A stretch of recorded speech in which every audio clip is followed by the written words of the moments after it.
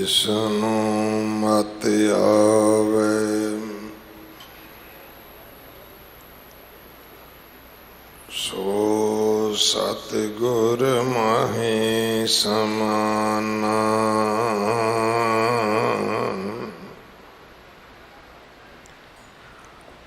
ਇਹ ਬਾਣੀ ਜੋ ਜੀਉ ਜਾਣੈ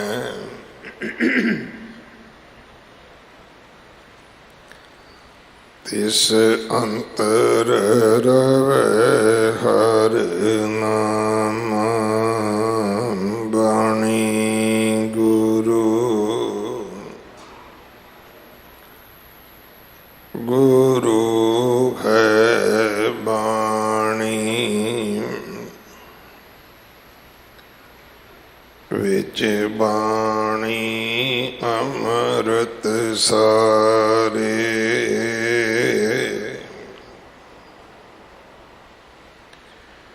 ਗੁਰ ਬਾਣੀ ਕਹੈ ਸੇਵਕ ਜਨ ਮਾਨੈ। ਪਰਤਖ ਗੁਰੂ ਨਿਸਤਾਰੇ।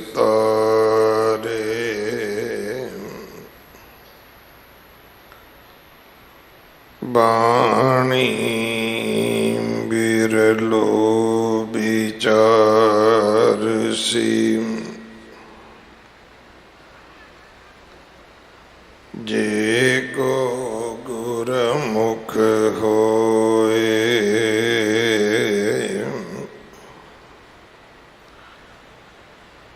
ਇਹ ਬਾਣੀ ਮਹਾਂਪੁਰਖ ਕੀ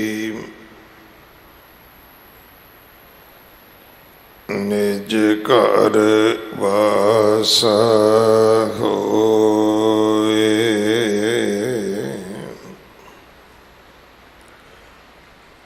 ਗਾੜੀ ਗੁਆਰੇਰੀ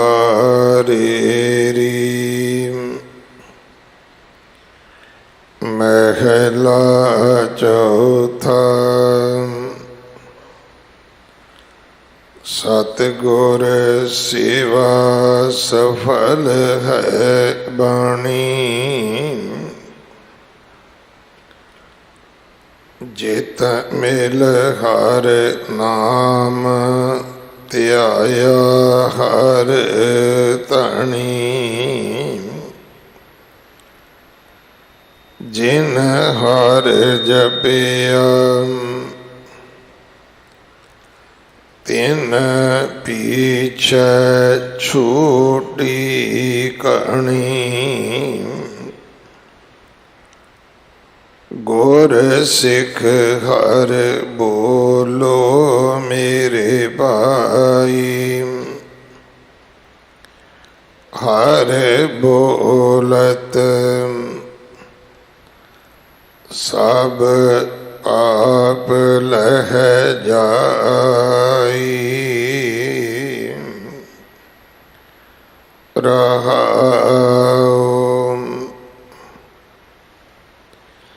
ਜਬ ਗੁਰ ਮਿਲਿਆ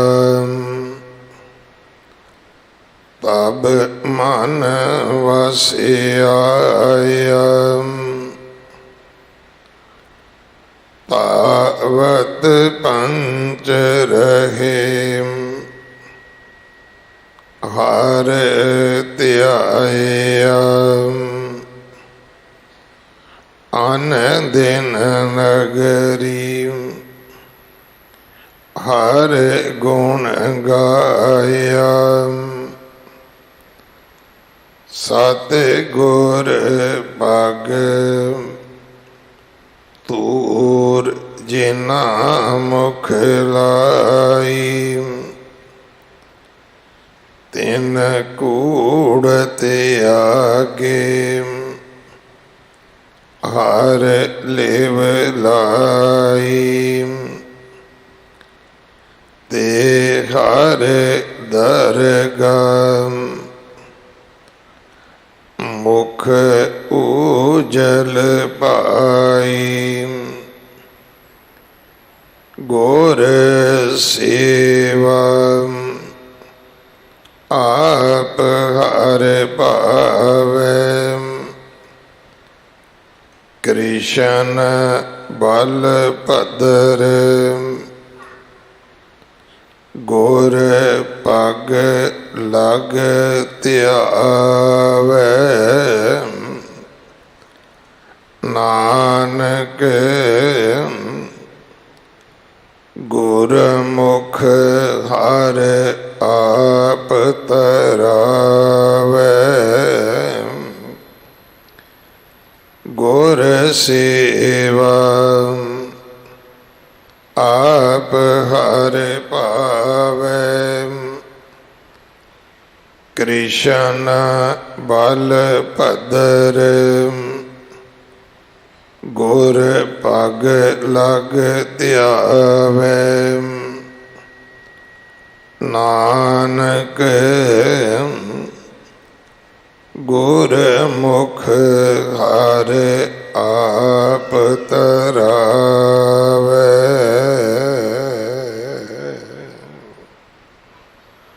वाहिगुरु जी का खालसा वाहिगुरु जी की फतेह। ये पावन शब्द गौड़ी ग्वारेरी राग अंदर चौथे पातशाह गुरु रामदास महाराज जी के पवित्र मुख तो उच्चारण होया। 165 अंग ते दर्ज है। इस शब्द की विचार सिंह साहिब भाई जसबीर सिंह जी खालसा साबका जथेदार श्री अकाल तखत साहिब आप जी नूं सरवण करवाउणगे। एक दिन का उन्हां दा समा है साडे पास। कल की हाजरी आप जी ने सीसगंज साहब भरी है। प्रबंधक सेवादारां वालों सिंह साहब जी का धन्यवाद। अमृत संचार हर ऐतवार 11 बजे हुंदा है। गुरु घर की सेवा दे विच गुरु के लंगरां वास्ते रसद, कड़ा प्रसाद की देग वास्ते देसी घ्यो, बाला साहब हॉस्पिटल वास्ते कोई भी सेवा आप जी भेज सकते हो। इमारत की सेवा जथेदार बाबा बचन सिंह जी करवा रहे हैं। 8वें पातशाह गुरु हरकृष्ण साहब महाराज जी का प्रकाश गुरपुरब परसों 11 तरीक नूं है। कल रात्रि दे विशेष समागम 7 बजे तो लैके रात 12 बजे तक हर साल की तरह सरोवर की परिक्रमा दे विच सजणगे। सारी संगत नूं बेनती है भाई तन करके मन करके धन करके गुरु मनाइए, गुरु का गुरपुरब मनाइए। आप जी सेवा दे विच हिस्सा पाओ। गुरु घर दे विच जितनी दीपमाला होनी है, लाइटिंग होनी है, ये सेवा गुरुद्वारा टकाणा साहब दे मुख सेवादार दास अमृतपाल सिंह जी वालों महंत हरबंस सिंह जी की याद विच प्राप्त की गई है। सब तो वड्डी लोड़ है वलंटीयर सेवा की, ताकि पार्किंग तो लैके जोड़ियां की सेवा संभाल, दरबार दे विच संगत नूं मत्था टिकाउणा, दरबार का अदब, सरोवर की पवित्रता, गुरु के लंगर संगत वध तो वध गिणती विच छक सके। ये सारे प्रबंध करने वास्ते आप जी 2 दिन वास्ते वलंटीयर सेवा दे विच जरूर हाजिर होवो। अज सिख कौम के महान शहीद भाई मनी सिंह जी का शहीदी दिहाड़ा है। 90 साल तो वड्डी उम्र सी उन्हां दी। ਜਦੋਂ ਉਹਨਾਂ ਨੇ ਜਲਾਦ ਨੂੰ ਵੀ ਇਹ ਗੱਲ ਆਖੀ ਸੀ ਕਿ ਭਾਈ ਮੈਂ ਆਪਣੇ ਮਾਲਕ ਦਾ ਹੁਕਮ ਮੰਨਾਂਗਾ, ਤੂੰ ਆਪਣੇ ਮਾਲਕ ਦਾ ਹੁਕਮ ਮੰਨ, ਤੂੰ ਮੇਰੇ ਜੋੜ ਨਾ ਕੱਟ, ਤੂੰ ਮੇਰਾ ਬੰਦ ਕੱਟ। ਉਹਨਾਂ ਸ਼ਹੀਦਾਂ ਦੇ ਸਿਰ ਤੇ ਹੀ ਕੌਮਾਂ ਦੇ ਮਹਿਲ ਉਸਰਦੇ ਨੇ ਭਾਈ। ਸੋ ਅੱਜ ਉਸ ਮਹਾਨ ਸ਼ਹੀਦ ਭਾਈ ਮਨੀ ਸਿੰਘ ਜੀ ਨੂੰ ਵੀ ਆਪਾਂ ਸ਼ਰਧਾ ਸਤਿਕਾਰ ਭੇਟਾ ਕਰਨਾ ਹੈ। ਔਰ ਮੈਂ ਸਿੰਘ ਸਾਹਿਬ ਜੀ ਨੂੰ ਵੀ ਬੇਨਤੀ ਕਰਾਂਗਾ, ਭਾਵੇਂ ਸੰਖੇਪ ਰੂਪ ਦੇ ਵਿੱਚ ਦੋ ਬਚਨ ਜ਼ਰੂਰ ਸੰਗਤ ਨਾਲ ਸਾਂਝੇ ਕਰਨ। ਅਗਲੇ ਸਮੇਂ ਲਈ ਗੁਰਬਾਣੀ ਵਿਚਾਰ ਸਰਵਣ ਕਰੀਏ ਜੀ। ਇਸ ਮਹੀਨੇ ਦੀ ਸੰਗਰਾਂਦ 16 ਤਰੀਕ ਨੂੰ ਹੈ। ਵਾਹਿਗੁਰੂ ਜੀ ਕਾ ਖਾਲਸਾ, ਵਾਹਿਗੁਰੂ ਜੀ ਕੀ ਫਤਿਹ। ਵਾਹਿਗੁਰੂ ਜੀ। ਬਾਣੀ ਗੁਰੂ ਗੁਰੂ ਹੈ ਬਾਣੀ, ਵਿੱਚ ਬਾਣੀ ਅੰਮ੍ਰਿਤ ਸਾਰੇ। ਗੁਰਬਾਣੀ ਕਹੈ ਸੇਵਕ ਜਨ ਮਾਨੈ, ਪਰਤਖ ਗੁਰੂ ਨਿਸਤਾਰੇ।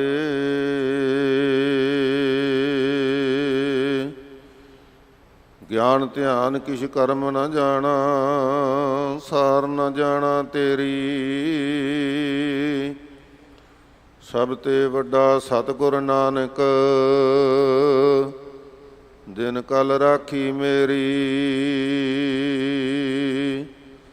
ਸੱਜਣ ਸੱਚਾ ਪਾਤਸ਼ਾਹ, ਸਿਰ ਸ਼ਾਹਾਂ ਦੇ ਸ਼ਾਹ। ਜਿਸ ਪਾਸ ਬੈਠਿਆ ਸੋਹੀਐ, ਸਭਨਾ ਦਾ ਵੇਸਾਹ। ਸਤਿਗੁਰੂ ਗਰੀਬ ਨਵਾਜ, ਪਤਿਤ ਪਾਵਨ ਭਗਤ ਵਛਲ ਕਿਰਪਾ ਦੇ ਖਜ਼ਾਨੇ। ਜੁਗੋ ਜੁਗ ਟਲ ਸਤਿਗੁਰੂ, ਚਵਰ ਛਤਰ ਤਖਤ ਦੇ ਮਾਲਕ।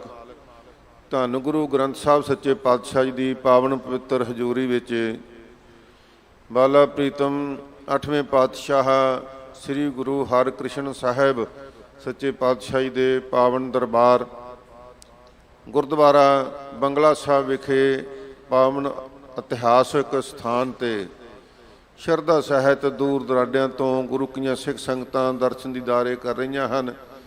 ਅੰਮ੍ਰਿਤ ਵੇਲ ਤੋਂ ਲੈ ਕੇ ਤੁਰਕੀ ਬਾਣੀ ਦੇ ਨਿਤਨੇਮ, ਬਾਣੀ ਦੇ ਕੀਰਤਨ ਦੇ ਪ੍ਰਵਾਹ ਚੱਲ ਰਹੇ ਹਨ।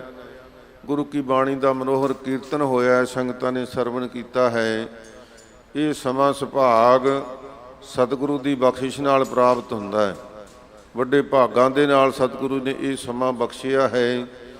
ਆਓ ਸ਼ਰਧਾ ਸਹਿਤ ਸਤਿਗੁਰੂ ਦੇ ਬਚਨ ਆਪ ਜੀ ਨੇ ਸਿੰਘ ਸਾਹਿਬ ਜੀ ਤੋਂ ਸਰਵਣ ਕੀਤੇ ਹਨ, ਜੋ ਅੱਜ ਦੀ ਕਥਾ ਵਿਚਾਰ ਹੋਣੀ ਹੈ।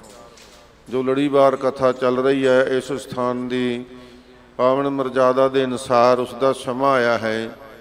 ਜਿੰਨੀ ਵੀ ਅਸੀਂ ਸ਼ਰਧਾ ਸਹਿਤ ਗੁਰੂ ਕੀ ਬਾਣੀ ਨੂੰ ਸੁਣਾਂਗੇ, ਮਨ ਦੇ ਅੰਦਰ ਧਾਰਨ ਕਰਾਂਗੇ, ਵਿਚਾਰ ਕਰਾਂਗੇ, ਉਨੀ ਹੀ ਵੱਧ ਗੁਰੂ ਸਾਹਿਬ ਦੀ ਬਖਸ਼ਿਸ਼ ਹੋਵੇਗੀ। ਸਾਧ ਸੰਗਤ ਜੀ, ਸਿੰਘ ਸਾਹਿਬ ਜੀ ਨੇ ਦੱਸਿਆ ਹੈ ਕਿ ਅੱਜ ਉਸ ਮਹਾਨ ਸ਼ਹੀਦ ਦਾ ਵੀ ਪਾਵਨ ਦਿਹਾੜਾ ਹੈ, ਜਿਹਦੇ ਸਿਰ 'ਤੇ ਗੁਰੂ ਕੇ ਸਿੱਖ ਸਾਰੀ ਦੁਨੀਆ ਦੇ ਵਿੱਚ ਫਖਰ ਕਰਦੇ ਹਨ ਕਿ ਏਡੇ ਮਹਾਨ ਗੁਰੂ ਕੇ ਸਿੱਖ ਹੋਏ ਹਨ, ਜਿਹੜੇ ਕਰਨੀ ਕਮਾਈ ਵਾਲੇ, ਬਚਨਾਂ ਦੇ ਬਲੀ, ਸੂਰਬੀਰ ਯੋਧੇ, ਇਹੋ ਜਿਹੇ ਸਤਿਗੁਰੂ ਦੀ ਬਖਸ਼ਿਸ਼ ਵਾਲੇ ਗੁਰੂ ਕੇ ਸਿੱਖ ਹੋਏ ਨੇ। ਸਾਧ ਸੰਗਤ ਜੀ, ਜਿਸ ਵੇਲੇ ਧੰਨ ਕਲਗੀਧਰ ਪਾਤਸ਼ਾਹ ਗੁਰੂ ਗੋਬਿੰਦ ਸਿੰਘ ਮਹਾਰਾਜ ਸੱਚੇ ਪਾਤਸ਼ਾਹ ਜੀ ਤਖ਼ਤ ਸ੍ਰੀ ਦਮਦਮਾ ਸਾਹਿਬ ਵਿਖੇ ਸਾਬੋ ਕੀ ਤਲਵੰਡੀ ਵਿਖੇ ਸਤਿਗੁਰੂ ਦੀ ਬਾਣੀ ਲਿਖਵਾ ਰਹੇ ਸਨ, ਤਾਂ ਉਸ ਵੇਲੇ ਸਿੰਘ ਸਾਹਿਬ ਭਾਈ ਮਨੀ ਸਿੰਘ ਜੀ ਲਿਖਾਰੀ ਸਨ। ਸਾਰਾ ਪ੍ਰਬੰਧ ਸ਼ਹੀਦ ਬਾਬਾ ਦੀਪ ਸਿੰਘ ਜੀ ਦੇ ਸਪੁਰਦ ਕੀਤਾ ਹੋਇਆ ਸੀ। ਸਿਆਹੀ ਕਿਸ ਤਰ੍ਹਾਂ ਬਣਾਉਣੀ ਹੈ, ਕਲਮਾਂ ਕਿਸ ਤਰ੍ਹਾਂ ਤਿਆਰ ਕਰਨੀਆਂ ਹਨ, ਸਾਰੀ ਤਿਆਰੀ ਸਿਆਹੀ ਕਿਸ ਤਰ੍ਹਾਂ ਕਰਨੀ ਹੈ, ਕਿੰਨੇ ਤੋਂ ਕਿੰਨੇ ਸਮੇਂ ਤੱਕ ਬਾਣੀ ਲਿਖੀ ਜਾਵੇਗੀ। ਫਿਰ ਸ਼ਾਮ ਦੇ ਪਹਿਰ ਉਸੇ ਬਾਣੀ ਦੇ ਕਲਗੀਧਰ ਮਹਾਰਾਜ ਆਪ ਕਥਾ ਵਿਚਾਰ ਦੇ ਅਰਥ ਸਿਖਾਇਆ ਕਰਦੇ ਸਨ। ਇਹ ਸਾਰਾ ਜੋ ਸਾਧ ਸੰਗਤ ਜੀ ਗੁਰਬਾਣੀ ਲਿਖਾਉਣ ਦਾ ਸਮਾਂ ਸੀ। 9 ਮਹੀਨੇ 9 ਦਿਨਾਂ ਦੇ ਵਿੱਚ ਸਤਿਗੁਰੂ ਪਾਤਸ਼ਾਹ ਜੀ ਨੇ ਸੰਪੂਰਨ ਕੀਤਾ ਸੀ। ਜਿਸ ਵੇਲੇ ਇਹ ਸਾਰਾ ਕਾਰਜ ਸੰਪੂਰਨ ਹੋਇਆ, ਸਤਿਗੁਰੂ ਜੀ ਨੇ ਖੁਸ਼ੀਆਂ ਦੇ ਵਿੱਚ ਸਭ ਗੁਰੂ ਕੇ ਸਿੱਖਾਂ ਨੂੰ ਬਖਸ਼ਿਸ਼ਾਂ ਕੀਤੀਆਂ। 48 ਸਿੰਘਾਂ ਨੇ, ਗੁਰੂ ਕੇ ਸਿੱਖਾਂ ਨੇ ਸਾਧ ਸੰਗਤ ਜੀ ਸਾਰੀ ਬਾਣੀ ਦੀ ਕਥਾ ਸੁਣੀ। ਵਿੱਚੋਂ ਆ ਕੇ ਥੋੜ੍ਹਾ ਸਮਾਂ ਵੀ ਕੁਝ ਸੁਣਦੇ ਰਹੇ, ਪਰ 48 ਸਿੰਘਾਂ ਨੇ ਪੂਰੀ ਕਥਾ ਸੁਣੀ। ਸਤਿਗੁਰੂ ਜੀ ਨੇ ਬਖਸ਼ਿਸ਼ਾਂ ਕੀਤੀਆਂ ਬਹੁਤ ਜ਼ਿਆਦਾ ਕਿ ਭਾਈ ਜਿਨ੍ਹਾਂ ਨੇ ਸਾਰੀ ਧੁਰਕੀ ਬਾਣੀ ਦੀ ਕਥਾ ਸਰਵਣ ਕੀਤੀ ਹੈ, ਉਹਨਾਂ ਦਾ ਲੋਕ ਪਰਲੋਕ ਸੌਰ ਜਾਏਗਾ। ਜਿਸ ਵੇਲੇ ਸ਼ਹੀਦ ਬਾਬਾ ਦੀਪ ਸਿੰਘ ਜੀ ਦੀ ਇਹ ਡਿਊਟੀ ਲੱਗੀ ਕਿ ਭਾਈ ਦੀਪ ਸਿੰਘ ਜੀ ਤੁਸੀਂ ਗੁਰਬਾਣੀ ਦੇ ਅੱਗੇ ਲਿਖਾਈ ਕਰਨੀ ਹੈ, ਉਤਾਰੇ ਕਰਨੇ ਹਨ ਅਤੇ ਨਾਲ ਨਾਲ ਕਥਾ ਵਿਚਾਰ ਦਾ ਪ੍ਰਬੰਧ ਅੱਗੇ ਕਰਨਾ ਹੈ। ਇਹ ਸੰਸਥਾ ਤੋਰ ਦਿੱਤੀ ਮਹਾਰਾਜ ਨੇ। ਦਮਦਮਾ ਸਾਹਿਬ ਵਿਖੇ ਇਹ ਸੇਵਾ ਸੌਂਪੀ ਕਰਕੇ ਇਸ ਦਾ ਨਾਮ ਦਮਦਮੀ ਟਕਸਾਲ ਪੈ ਗਿਆ। ਇਹ ਪ੍ਰਥਮ ਜੋ ਮੁਖੀ ਸਨ ਬਾਬਾ ਦੀਪ ਸਿੰਘ ਜੀ ਸਨ। ਨਾਲ ਹੀ ਜਦੋਂ ਸਾਰੀ ਕਥਾ ਸੁਣੀ, ਦੁਨੀਆ ਦਾ ਚੇਤਾ ਹੀ ਭੁੱਲਿਆ ਹੋਇਆ ਸੀ। ਸੋ ਨਾਲ ਹੀ ਬਾਬਾ ਸ਼ਹੀਦ ਭਾਈ ਮਣੀ ਸਿੰਘ ਜੀ ਨੂੰ ਡਿਊਟੀ ਲਾਏ ਕਿ ਤੁਸੀਂ ਹਰਿਮੰਦਰ ਸਾਹਿਬ ਦੀ ਸੇਵਾ ਸੰਭਾਲੋ, ਉੱਥੇ ਗ੍ਰੰਥੀ ਦੇ ਤੌਰ 'ਤੇ ਸੇਵਾ ਕਰੋ ਅਤੇ ਨਾਲ ਨਾਲ ਗੁਰੂ ਕੇ ਸਿੱਖਾਂ ਨੂੰ ਗੁਰਬਾਣੀ ਦੇ ਅਰਥ ਪੜ੍ਹਾਇਆ ਕਰੋ। ਦੋਨੇ ਹੀ ਗੁਰਸਿੱਖ ਸਤਿਗੁਰੂ ਦੇ ਚਰਨਾਂ ਵਿੱਚ ਹਾਜ਼ਰ ਹੋਏ। ਕਹਿਣ ਲੱਗੇ ਸਤਿਗੁਰੂ ਜੀ ਆਪ ਜੀ ਨੇ ਕੀਤੀਆਂ ਬਹੁਤ ਬਖਸ਼ਾਂ, ਹੁਣ ਇਸ ਦੁਨੀਆ ਦਾ ਹੋਰ ਕੋਈ ਕਾਰਜ ਕਰਨ ਦਾ ਸਾਡਾ ਮਨ ਨਹੀਂ ਹੈ। ਜਿਹੜੀ ਹੁਣ ਸੁਰਤੀ ਜੁੜੀ ਹੈ ਬਾਣੀ ਦੇ ਨਾਲ, ਨਾਮ ਦੇ ਨਾਲ, ਜੇ ਅਸੀਂ ਹੋਰ ਕਾਰਜ ਕਰਾਂਗੇ ਤਾਂ ਸਾਡੀ ਬਿਰਤੀ ਖੰਡਿਤ ਹੋ ਜਾਏਗੀ, ਸਾਡੀ ਲਿਵ ਨਹੀਂ ਜੁੜੇਗੀ। ਸਤਿਗੁਰੂ ਪਾਤਸ਼ਾਹ ਜੀ ਨੇ ਬਖਸ਼ਿਸ਼ਾਂ ਕੀਤੀਆਂ। ਭਾਈ ਦੀਪ ਸਿੰਘ ਗੁਰਮੁਖਾ ਤੂੰ ਸ਼ਰਧਾ ਸਹਿਤ ਸਾਰਾ ਪ੍ਰਬੰਧ ਕੀਤਾ ਹੈ, ਯੁੱਧ ਲੜਦਿਆਂ ਤੇਰਾ ਸੀਸ ਵੀ ਕੱਟਿਆ ਜਾਏ ਨਾ, ਤੇਰੀ ਬਿਰਤੀ ਵਿੱਚ ਫਰਕ ਨਹੀਂ ਪਏਗਾ। ਇਸੇ ਤਰ੍ਹਾਂ ਭਾਈ ਮਣੀ ਸਿੰਘ ਜੀ ਨੂੰ ਵਰ ਦਿੱਤੇ ਕਿ ਭਾਈ ਮਣੀ ਸਿੰਘ ਕਿਸ ਗੱਲ ਦਾ ਤੂੰ ਫਿਕਰ ਕਰਦਾ ਹੈ ਕਿ ਨਾਮ ਨਾਲੋਂ ਬਿਰਤੀ ਅਲੱਗ ਹੋ ਜਾਏਗੀ? ਨਹੀਂ, ਹੁਣ ਤੇਰੇ ਤੇ ਬਖਸ਼ਿਆਂ ਹੋ ਗਈਆਂ ਅਕਾਲ ਪੁਰਖ ਦੀਆਂ। ਧੁਰਕੀ ਬਾਣੀ ਆਈ ਤਿਨ ਸਗਲੀ ਚਿੰਤ ਮਿਟਾਈ। ਇਹ ਬਾਣੀ ਗੁਰੂ ਹੈ, ਉਸ ਗੁਰੂ ਨਾਲ ਤੁਸੀਂ ਜੁੜ ਗਏ ਹੋ। ਇਸ ਲਈ ਭਾਵੇਂ ਸਰੀਰ ਦਾ ਬੰਦ ਕੱਟਿਆ ਜਾਵੇ ਪਰ ਸੁਰਤੀ ਖੰਡਿਤ ਨਹੀਂ ਹੋਵੇਗੀ। ਹਮੇਸ਼ਾ ਚੜ੍ਹਦੀ ਕਲਾ ਵਿੱਚ ਰਹੋਗੇ, ਨਾਮ ਨਾਲ ਜੁੜੇ ਰਹੋਗੇ। ਸਾਧ ਸੰਗਤ ਜੀ ਇਸ ਤਰ੍ਹਾਂ ਦੇ ਵਰ ਦਿੱਤੇ ਸਤਿਗੁਰੂ ਪਾਤਸ਼ਾਹ ਜੀ ਨੇ। ਰਹੋ ਵਿਚਾਰ ਸਮਾਂ ਆਇਆ, ਭਾਈ ਮਣੀ ਸਿੰਘ ਜੀ ਅੰਮ੍ਰਿਤਸਰ ਸਾਹਿਬ ਆ ਕੇ ਮੁੱਖ ਗ੍ਰੰਥੀ ਬਣ ਗਏ ਸ੍ਰੀ ਦਰਬਾਰ ਸਾਹਿਬ ਜੀ ਦੇ ਸਤਿਗੁਰੂ ਦੇ ਹੁਕਮ ਅਨੁਸਾਰ। ਅਤੇ ਫਿਰ ਇੱਥੇ ਬਹੁਤ ਸਾਰੇ ਗੁਰੂ ਕੇ ਸਿੱਖਾਂ ਨੂੰ ਬਾਣੀ ਪੜ੍ਹਾਈ, ਨਾਮ ਜਪਾਇਆ, ਸ਼ੁੱਧ ਅਰਥ ਸਿਖਾਏ। ਸਾਧ ਸੰਗਤ ਜੀ ਇੱਥੇ ਹੀ ਰਹਿੰਦਿਆਂ ਹੋਇਆਂ ਹੀ ਬਹੁਤ ਸਾਰੇ ਗੁਰਸਿੱਖਾਂ ਨੂੰ ਬ੍ਰਹਮ ਵਿਦਿਆ ਦੀ ਦਾਤ ਬਖਸ਼ ਦਿੱਤੀ ਭਾਈ ਮਣੀ ਸਿੰਘ ਜੀ ਨੇ।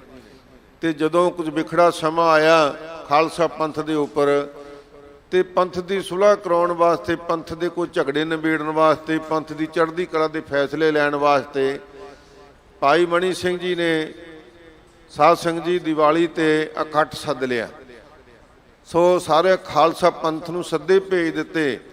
ਬੇਅੰਤ ਗੁਰੂ ਕੀਆਂ ਸੰਗਤਾਂ ਤਿਆਰੀਆਂ ਲੱਗੀਆਂ ਕਰਨ। ਅਤੇ ਉਸ ਵੇਲੇ ਮੁਗਲੀਆ ਰਾਜ ਨੇ, ਦੁਸ਼ਟਾਂ ਨੇ, ਪਾਪੀਆਂ ਨੇ ਇਹ ਵਿਚਾਰ ਕਰ ਲਈ ਕਿ ਜੇ ਇੱਥੇ ਇਕੱਠ ਸੱਦਣਾ, ਜੇ ਇੰਨਾ ਇਕੱਠ ਹੋਣਾ ਹੈ ਤਾਂ 5000 ਰੁਪਇਆ ਤੁਹਾਨੂੰ ਰੋਜ਼ਾਨਾ ਭਰਨਾ ਪਵੇਗਾ, ਤਾਂ ਅਸੀਂ ਇਕੱਠ ਕਰਨ ਦਿਆਂਗੇ।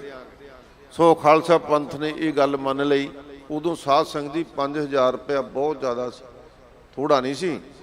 ਸੋ ਜਦੋਂ ਇਹ ਪਤਾ ਲੱਗਾ ਕਿ ਜਦੋਂ ਖਾਲਸਾ ਪੰਥ ਦਾ ਇਕੱਠ ਹੋਣਾ ਹੈ ਅਤੇ ਇੱਥੇ ਖਾਲਸਾ ਪੰਥ ਦਾ ਨੁਕਸਾਨ ਕਰਨ ਵਾਸਤੇ ਗੂੰਦਾਂ ਗੁੰਦੀਆਂ ਜਾ ਰਹੀਆਂ, ਉਸ ਵੇਲੇ ਵੱਡਾ ਹਮਲਾ ਹੋ ਸਕਦਾ ਹੈ, ਤਾਂ ਸਿੰਘ ਸਾਹਿਬ ਜੀ ਨੇ ਦੀਰਘ ਵਿਚਾਰ ਦੇ ਨਾਲ ਇਹ ਇਕੱਠ ਮੁਲਤਵੀ ਕਰ ਦਿੱਤਾ।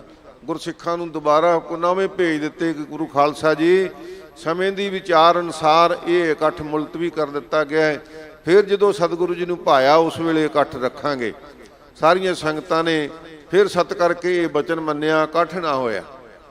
ਪਰ ਦੁਸ਼ਟਾਂ ਦੇ ਮਨ ਵਿੱਚ ਬੜੀ ਭਾਰੀ, ਸਾਧ ਸੰਗਤ ਜੀ ਇਹ ਪਾਪ ਭਰੀ ਬਦਨੀਅਤ ਸੀ। ਜਦੋਂ ਇਕੱਠ ਨਾ ਹੋਇਆ ਫਿਰ ਵੀ ਭਾਈ ਮਣੀ ਸਿੰਘ ਜੀ ਨੂੰ ਕਿਹਾ ਗਿਆ, ਚਲੋ ਇਕੱਠ ਤੇ ਨਹੀਂ ਕੀਤਾ, ਤੁਸੀਂ 5000 ਰੁਪਇਆ ਮੰਨੇ ਸੀ ਦੇਣਾ, ਉਹ ਦਿਓ। ਤੇ ਭਾਈ ਸਾਹਿਬ ਕਹਿੰਦੇ, ਸਿੰਘ ਸਾਹਿਬ ਕਹਿੰਦੇ ਵੀ ਭਾਈ ਇਕੱਠ ਹੋਇਆ ਹੀ ਨਹੀਂ, ਤੁਹਾਡੇ ਨਾਲ ਇਕਰਾਰ ਕੀਤਾ ਸੀ ਇਕੱਠ ਕਰਨ ਦਾ 5000 ਰੁਪਇਆ ਦੇਣਾ, ਪਰ ਜਦੋਂ ਇਕੱਠ ਹੀ ਨਹੀਂ ਕੀਤਾ ਪੈਸਾ ਕਿਉਂ ਦਈਏ? ਇਹ ਪੈਸਾ ਮੇਰਾ ਨਹੀਂ, ਪੈਸਾ ਗੁਰੂ ਕੀ ਗੋਲਕ ਦਾ ਹੈ, ਸੰਗਤਾਂ ਦਾ 1-1 ਰੁਪਈਆ 1-1 ਪੈਸਾ ਹੈ, ਉਹ ਮੈਂ ਵਿਰਥ ਨਹੀਂ ਦੇ ਸਕਦਾ। ਭਾਰੀ ਤਕਰਾਰ ਹੋਇਆ, ਗੁਰੂ ਕੀਆਂ ਸਿੱਖ ਸੰਗਤਾਂ ਇਕੱਠੀਆਂ ਹੋਈਆਂ, ਕਿਹਾ ਕਿ ਭਾਈ ਸਾਹਿਬ ਜੀ ਛੱਡੋ ਇਸ ਝਗੜੇ ਨੂੰ। ਸਿੰਘ ਸਾਹਿਬ ਜੀ 5000 ਰੁਪਇਆ ਕਿਹੜੀ ਗੱਲ ਹੈ, ਤੁਹਾਨੂੰ ਅਸੀਂ ਸੋਨੇ ਨਾਲ ਤੋਲ ਸਕਦੇ ਹਾਂ, ਗੱਲ ਹੀ ਕੋਈ ਨਹੀਂ। ਸਿੰਘ ਸਾਹਿਬ ਕਹਿੰਦੇ, ਗੁਰਮੁਖੋ ਗੱਲ 5000 ਦੀ ਨਹੀਂ, ਗੱਲ ਗੁਰੂ ਕੀ ਗੋਲਕ ਦੀ ਹੈ, ਇਹ ਗੁਰੂ ਕੀ ਅਮਾਨਤ ਹੈ, ਮੈਂ ਆਪਣਾ ਸਰੀਰ ਬਚਾਉਣ ਵਾਸਤੇ ਇਹ ਪੈਸਾ ਨਹੀਂ ਖਰਚ ਕਰ ਸਕਦਾ, ਨਹੀਂ ਦੇਵਾਂਗਾ, 1 ਰੁਪਇਆ ਵੀ ਨਹੀਂ ਦੇਵਾਂਗਾ।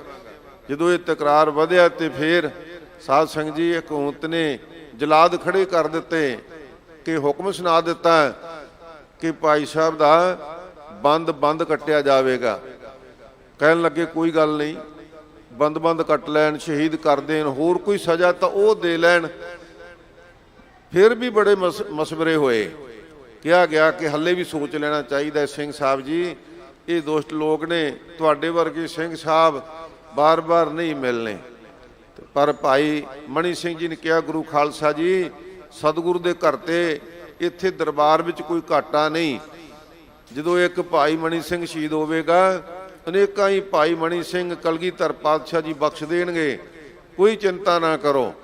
ਪਰ ਇਹ ਪਿਰਤਾਂ ਪਾਉਣੀਆਂ ਨੇ ਕਿ ਗੁਰੂ ਘਰ ਦੀ ਗੋਲਕ ਦੀ ਸੰਭਾਲ ਕਿਸ ਤਰ੍ਹਾਂ ਕਰਨੀ ਹੈ। ਗੁਰੂ ਦਾ ਧਨ ਜਿਹੜਾ ਹੈ, ਸੰਗਤ ਦਾ 1-1 ਪੈਸਾ ਕਿਰਤ ਕਮਾਈ ਦੇ ਵਿੱਚੋਂ ਜਿਹੜਾ ਦਸਵੰਧ ਦਿੱਤਾ ਹੋਇਆ ਹੈ, ਕਿੰਨੀ ਕਠਿਨ ਕਮਾਈ ਦੇ ਨਾਲ ਇਹ ਸੰਗਤਾਂ ਨੇ ਪੈਸਾ ਗੁਰੂ ਘਰ ਦੇ ਵਿੱਚ ਚੜਾਇਆ ਹੈ।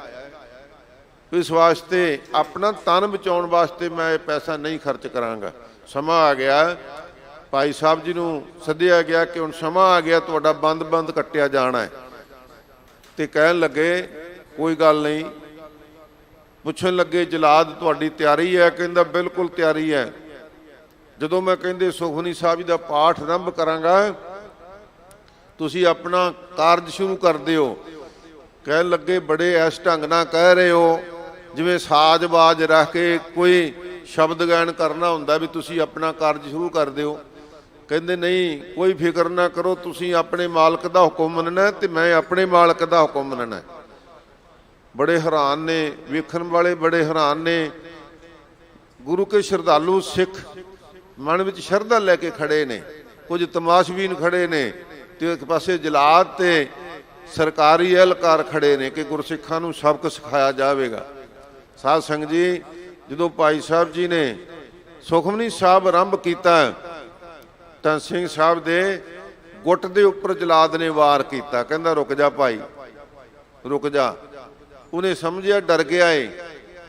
ਕਹਿੰਦੇ ਦਰਦ ਹੋਇਆ ਜੇ? ਕਹਿੰਦੇ ਨਹੀਂ, ਦਰਦ ਨਹੀਂ ਹੋਇਆ, ਦਰਦ ਆਪਣੀ ਥਾਂ ਤੇ ਹੈ, ਪਰ ਮੈਂ ਤੇ ਇੱਕ ਹੁਕਮ ਮੰਨਣਾ ਹੈ, ਦਰਦ ਦੇ ਸਰੀਰ ਨੂੰ ਹੋਏਗਾ। ਜਿਹੜੀ ਆਤਮਾ ਮੇਰੀ ਗੁਰੂ ਨਾਲ ਜੁੜੀ ਹੈ, ਧੰਨ ਕਲਗੀਧਰ ਪਾਤਸ਼ਾਹ ਦੇ ਚਰਨਾਂ 'ਚ ਰਹਿ ਕੇ ਜਿਹੜੀ ਗੁਰਬਾਣੀ ਲਿਖੀ ਹੈ ਉਹ ਹਿਰਦੇ 'ਚ ਵਸ ਗਈ ਹੈ, ਉਹ ਆਤਮਾ 'ਚ ਵਸ ਗਈ। ਆਤਮਾ ਨੂੰ ਕੋਈ ਦੁੱਖ ਨਹੀਂ, ਪਰ ਮੈਂ ਤਾਂ ਤੇਰੀ ਇੱਕ ਗਲਤੀ ਸੁਧਾਰਨੀ ਹੈ। ਕਹਿੰਦੇ ਮੇਰੀ ਗਲਤੀ? ਮੈਨੂੰ ਤੇ ਹੁਕਮ ਹੈ, ਪਾਤਸ਼ਾਹੀ ਹੁਕਮ ਹੈ ਮੈਨੂੰ ਕਿ ਤੁਹਾਡਾ ਬੰਦ ਕੱਟਣਾ। ਹਲੇ ਤਾਂ ਇੱਕੋ ਹੀ ਵਾਰ ਕੀਤਾ ਹੈ। ਕਹਿੰਦੇ ਵਾਰ ਤੂੰ ਕੀਤਾ ਪਰ ਗਲਤ ਕੀਤਾ। ਕਹਿੰਦੇ ਗਲਤ ਕੀਤਾ ਹੈ? ਕਹਿੰਦੇ ਹਾਂ ਜੀ ਗਲਤ ਕੀਤਾ ਹੈ। ਤੈਨੂੰ ਕੀ ਹੁਕਮ ਹੈ? ਮੈਨੂੰ ਹੁਕਮ ਹੈ ਤੁਹਾਡਾ ਬੰਦ ਕੱਟਿਆ ਜਾਣਾ ਹੈ। ਕਹਿਣ ਲੱਗੇ ਫਿਰ ਬੰਦ ਕੱਟਣਾ, ਤੂੰ ਆਪਦੇ ਮਾਲਕ ਦੇ ਹੁਕਮ ਦੇ ਵਿੱਚ ਗੁਨਾਹਗਾਰ ਬਣ ਰਿਹਾ, ਤੂੰ ਕੁਤਾਹੀ ਕਰ ਰਿਹਾ। ਕਹਿੰਦੇ ਬੰਦ ਹੀ ਤਾਂ ਕੱਟਿਆ। ਕਹਿੰਦੇ ਨਹੀਂ, ਬੰਦ ਪਹਿਲਾਂ ਉਂਗਲਾਂ ਦੇ 3 ਪੋਟੇ ਹੋਣੇ ਆ, ਪੋਟੇ ਤੇ ਵਾਰ ਕਰ ਤਾਂ ਕਿ ਤੁਹਾਨੂੰ ਪਤਾ ਲੱਗ ਜਾਵੇ ਸਿੱਖੀ ਕੀ ਹੈ, ਸਿੱਖੀ ਕਿਵੇਂ ਕਮਾਈ ਦੀ ਹੈ। ਗੁਰਬਾਣੀ ਸਾਨੂੰ ਕੀ ਸਿਖਾਉਂਦੀ? ਤਨ ਮਨ ਕਾਟ ਸਰਬ ਅਰਪੀ ਵਿੱਚ ਅਗਨੀ ਆਪ ਜਲਾਈ। ਇਹ ਅਸੀਂ ਕੇਵਲ ਪੜ੍ਹਦੇ ਹੀ ਨਹੀਂ, ਕਮਾਉਂਦੇ ਵੀ ਹਾਂ। ਸਾਧ ਸੰਗਤ ਜੀ ਜਦੋਂ ਇਹ ਬਚਨ ਸੁਣੇ ਸਾਰੀਆਂ ਸਿੱਖ ਸੰਗਤਾਂ ਦੇ ਹੱਥ ਜੁੜ ਗਏ। ਧੰਨ ਹੈ ਭਾਈ ਮਣੀ ਸਿੰਘ ਜੀ, ਧੰਨ ਹੈ ਸਿੰਘ ਸਾਹਿਬ ਜੀ। ਅਚਾਨਕ ਹੀ ਰਸਨਾ ਤੋਂ ਨਿਕਲਣਾ ਸ਼ੁਰੂ ਹੋ ਗਿਆ। ਸਾਧ ਸੰਗਤ ਜੀ ਫਿਰ ਕੱਲੇ ਬੰਦ ਦੇ ਉੱਪਰ ਵਾਰ ਹੋਇਆ, ਪੋਟੇ ਕੱਟੇ ਗਏ, ਗੁੱਟ ਕੱਟਿਆ ਗਿਆ, ਕੂਹਣੀ ਤੇ ਵਾਰ ਹੋਇਆ, ਮੋਢੇ ਕੱਟੇ ਗਏ, ਸਰੀਰ ਕੱਟਦਾ ਗਿਆ। ਭਾਈ ਸਾਹਿਬ ਐਨ ਅਡੋਲ ਬੈਠ ਕੇ ਸੁਖਮਨੀ ਸਾਹਿਬ ਜੀ ਦਾ ਪਾਠ ਕਰਦੇ ਗਏ। ਜਦੋਂ ਬੰਦ ਕੱਟਿਆ ਗਿਆ, ਇਤਿਹਾਸਕਾਰ ਲਿਖਦੇ ਨੇ ਕਿ 18 ਅਸ਼ਟਪਦੀਆਂ ਦਾ ਪਾਠ ਭਾਈ ਸਾਹਿਬ ਦੀ ਰਸਨਾ ਜਦ ਤੱਕ ਚੱਲਦੀ ਰਹੀ ਉਦ ਤੱਕ ਹੁੰਦਾ ਰਿਹਾ। ਉਸ ਤੋਂ ਅੱਗੇ ਬੰਦ ਦੇ ਵਿੱਚੋਂ ਆਵਾਜ਼ ਆ ਕੇ ਅਕਾਲੀ ਬਾਣੀ ਨੇ, ਧੁਰਕੀ ਬਾਣੀ ਨੇ ਆਪ ਸਾਧ ਸੰਗਤ ਜੀ ਫਿਰ ਜਾਪ ਕੀਤਾ ਸੁਖਮਨੀ ਸਾਹਿਬ ਜੀ ਦਾ। ਜਾਪ ਸੁਖਮਨੀ ਸਾਹਿਬ ਦਾ ਪੂਰਾ ਹੋਇਆ, ਬੰਦ ਕੱਟਿਆ ਗਿਆ।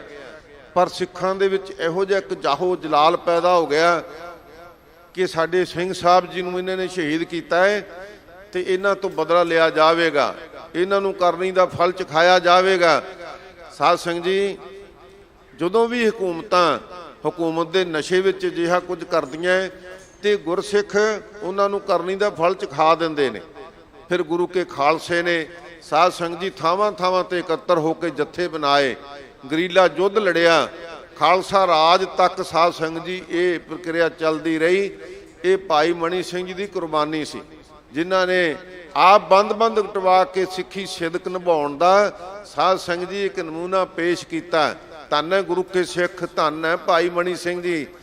ਐਵੇਂ ਸਾਧ ਸੰਗਤ ਜੀ ਸਿੱਖੀਆਂ ਸਰਦਾਰੀਆਂ ਸਾਨੂੰ ਨਹੀਂ ਮਿਲੀਆਂ। ਸਾਨੂੰ ਤਾਂ ਦਾੜੀ ਦਾ ਭਾਰ ਲੱਗਦਾ ਹੈ, ਕੇਸਾਂ ਦਾ ਭਾਰ ਲੱਗਦਾ ਹੈ ਕਿ ਅਸੀਂ ਸਿੱਖੀ ਕਿਵੇਂ ਨਿਭਾਈਏ। ਅੱਜ ਸਿੱਖੋ ਭਾਈ ਮਣੀ ਸਿੰਘ ਜੀ ਤੋਂ ਕਿ ਸਿੱਖੀ ਕਿਵੇਂ ਨਿਭਾਉਣੀ ਹੈ। ਇੱਕ ਪੱਖ ਨਹੀਂ, ਸਿੱਖੀ ਨਿਭਾਉਣ ਵਾਸਤੇ ਸ਼ਹਾਦਤ ਵੀ ਦਿੱਤੀ। ਕੇਵਲ ਆਪਣਾ ਸਿਦਕ ਜਿਹੜਾ ਹੈ ਪੰਜਾਂ ਕਕਾਰਾਂ ਤੱਕ, ਗੁਰਬਾਣੀ ਪੜ੍ਹਨ ਤੱਕ, ਸਾਧ ਸੰਗਤ ਜੀ ਨਿਯਮ ਨਿਭਾਉਣ ਤੱਕ ਤਾਂ ਨਿਭਾਇਆ। ਨਾਲ ਦੱਸਿਆ ਕਿ ਗੁਰੂ ਕੀ ਗੋਲਕ ਦੀ ਕੀ ਕਦਰ ਹੈ, ਗੁਰੂ ਕੀ ਗੋਲਕ ਦੀ ਸਾਧ ਸੰਗਤ ਜੀ ਕਿਸ ਤਰ੍ਹਾਂ ਦੀ ਕਮਾਈ ਹੈ, ਕਿਸ ਤਰ੍ਹਾਂ ਦੀ ਦੇਖ ਰੇਖ ਕਰਨੀ ਚਾਹੀਦੀ ਆ। ਸਾਨੂੰ ਇਹ ਸਬਕ ਵੀ ਸਿਖਾਇਆ ਸਿੰਘ ਸਾਹਿਬ ਭਾਈ ਮਣੀ ਸਿੰਘ ਜੀ ਨੇ। ਅੱਜ ਉਹਨਾਂ ਦਾ ਦਿਹਾੜਾ ਹੈ। ਸਾਧ ਸੰਗਤ ਜੀ, ਇਹੋ ਜਿਹੇ ਗੁਰੂ ਕੇ ਸਿੱਖ ਸਾਧ ਸੰਗਤ ਜੀ ਇਸ ਖਾਲਸਾ ਪੰਥ ਵਿੱਚ ਚੜ੍ਹਦੀਆਂ ਕਲਾਂ ਵਿੱਚ ਆਏ ਨੇ ਤੇ ਤਾਂ ਹੀ ਅੱਜ ਖਾਲਸਾ ਪੰਥ ਦੁਨੀਆ ਦੇ ਵਿੱਚ ਚਮਕਦਾ ਹੈ। ਜਿੱਥੇ ਵੀ ਗੁਰੂ ਕੇ ਨਿਸ਼ਾਨ ਸਾਹਿਬ ਝੂਲਦੇ ਨੇ ਸਾਧ ਸੰਗਤ, ਉੱਥੇ ਹੀ ਕਥਾ ਕੀਰਤਨ, ਉੱਥੇ ਗੁਰੂ ਕਾ ਲੰਗਰ, ਉੱਥੇ ਹੀ ਪਰਪਕਾਰ ਦੇ ਭੰਡਾਰੇ ਸਤਿਗੁਰੂ ਪਾਤਸ਼ਾਹ ਜੀ ਨੇ ਖੋਲ੍ਹੇ ਹੋਏ ਨੇ। ਇਹ ਭਾਈ ਸਾਹਿਬ ਵਰਗੇ ਗੁਰੂ ਕੇ ਸ਼ਹੀਦਾਂ ਦੀ, ਸਿੰਘ ਸਾਹਿਬਾਂ ਦੀ ਕਮਾਈ ਹੀ ਹੈ ਜੋ ਸਤਿਗੁਰੂ ਪਾਤਸ਼ਾਹ ਜੀ ਦੀ ਏਡੀਆਂ ਵੱਡੀਆਂ ਬਰਕਤਾਂ ਪਾ ਕੇ ਖਾਲਸਾ ਪੰਥ ਸਾਜਿਆ। ਸਾਧ ਸੰਗਤ ਜੀ, ਆਓ ਸਤਿਗੁਰੂ ਪਾਤਸ਼ਾਹ ਨੇ ਜੋ ਅੱਜ ਸ੍ਰੀ ਮੁਖ ਵਾਕ ਬਖਸ਼ਿਸ਼ ਕੀਤਾ ਹੈ ਉਸ ਦੀ ਕਥਾ ਵਿਚਾਰ ਵੱਲ ਧਿਆਨ ਜੋੜੀਏ। ਸਤਿਗੁਰੂ ਪਾਤਸ਼ਾਹ ਜੀ ਫਰਮਾਉਂਦੇ ਨੇ, ਗੌੜੀ ਗਵਾਰੇਰੀ ਮਹੱਲਾ ਚੌਥੇ ਪਾਤਸ਼ਾਹ ਗੌੜੀ ਰਾਗ ਦੇ ਵਿੱਚ ਗਵਾਰੇਰੀ ਜਾਤੀ ਦੇ ਰਾਹੀਂ ਜੋ ਰਾਗਾਂ ਦੀਆਂ ਜਾਤੀਆਂ ਉਹਦੇ ਰਾਹੀਂ ਸਤਿਗੁਰੂ ਪਾਤਸ਼ਾਹ ਜੀ ਕਿਰਪਾ ਕਰਦੇ ਨੇ। ਸਤਿਗੁਰ ਸੇਵਾ ਸਫਲ ਹੈ ਬਣੀ। ਕਹਿੰਦੇ ਭਾਈ, ਜਿਹੜੀ ਸਤਿਗੁਰ ਸੇਵਾ ਸਫਲ ਹੈ ਬਣੀ, ਸਤਿਗੁਰੂ ਦੀ ਸੇਵਾ ਕਹਿੰਦੇ ਸਫਲ ਹੈ। ਸਤਿਗੁਰੂ ਕੀ ਸੇਵਾ ਸਫਲ ਹੈ ਜੇ ਕੋ ਕਰੈ ਚਿੱਤ ਲਾਏ। ਸੋ ਸਤਿਗੁਰੂ ਪਾਤਸ਼ਾਹ ਜੀ ਫਰਮਾਉਂਦੇ ਹਨ, ਸੋ ਫਲ ਕੀ ਚੀਜ਼ ਨੂੰ ਲੱਗਦਾ ਹੈ? ਫਲ ਲੱਗਦਾ ਸਾਧ ਸੰਗਤ ਜੀ, ਬੂਟਿਆਂ ਨੂੰ, ਦਰਖਤਾਂ ਨੂੰ ਫਲ ਲੱਗਦਾ ਨਾ। ਸਤਿਗੁਰੂ ਪਾਤਸ਼ਾਹ ਜੀ ਕਹਿੰਦੇ ਇਹ ਗੁਰਸਿੱਖੀ ਦਾ ਇੱਕ ਬਾਗ ਹੈ, ਇਹ ਬਗੀਚੀ ਹੈ ਗੁਰੂ ਕੇ ਸਾਧ ਸੰਗਤ ਜੀ, ਜੋ ਖਾਲਸਾ ਪੰਥ ਦੀ ਬਗੀਚੀ ਬਣਾਈ ਹੈ ਅਥਵਾ ਜੋ ਗੁਰਬਾਣੀ ਦੀ ਬਗੀਚੀ ਬਣਾਈ ਹੈ। ਸਤਿਗੁਰੂ ਪਾਤਸ਼ਾਹ ਜੀ ਨੇ, ਜਿਵੇਂ ਆਪਾਂ ਬਾਗ ਦੇਖਦੇ ਆ ਨਾ, ਬਾਗ ਦੇ ਵਿੱਚ ਬਹੁਤ ਸਾਰੇ ਬੂਟੇ ਹੁੰਦੇ ਨੇ ਤੇ ਜਿਹੜਾ ਉਹਦੇ ਵਿੱਚ ਨਦੀਨ ਪੈਦਾ ਹੋ ਜਾਂਦਾ, ਘਾਹ ਫੂਸ ਪੈਦਾ ਹੋ ਜਾਂਦਾ, ਉਹਦੇ ਲਈ ਮਾਲੀ ਰੱਖਿਆ ਹੁੰਦਾ। ਤੇ ਸਤਿਗੁਰੂ ਜੀ ਕਹਿੰਦੇ ਭਾਈ, ਇਹ ਜਿਹੜੀ ਦੇਹ ਦੇ ਵਿੱਚ ਸਫਲ ਫਲ ਲੱਗਣਾ ਨਾ, ਉਹਦਾ ਤੂੰ ਤੇ ਸਿਰਫ ਮਾਲੀ ਹੈ।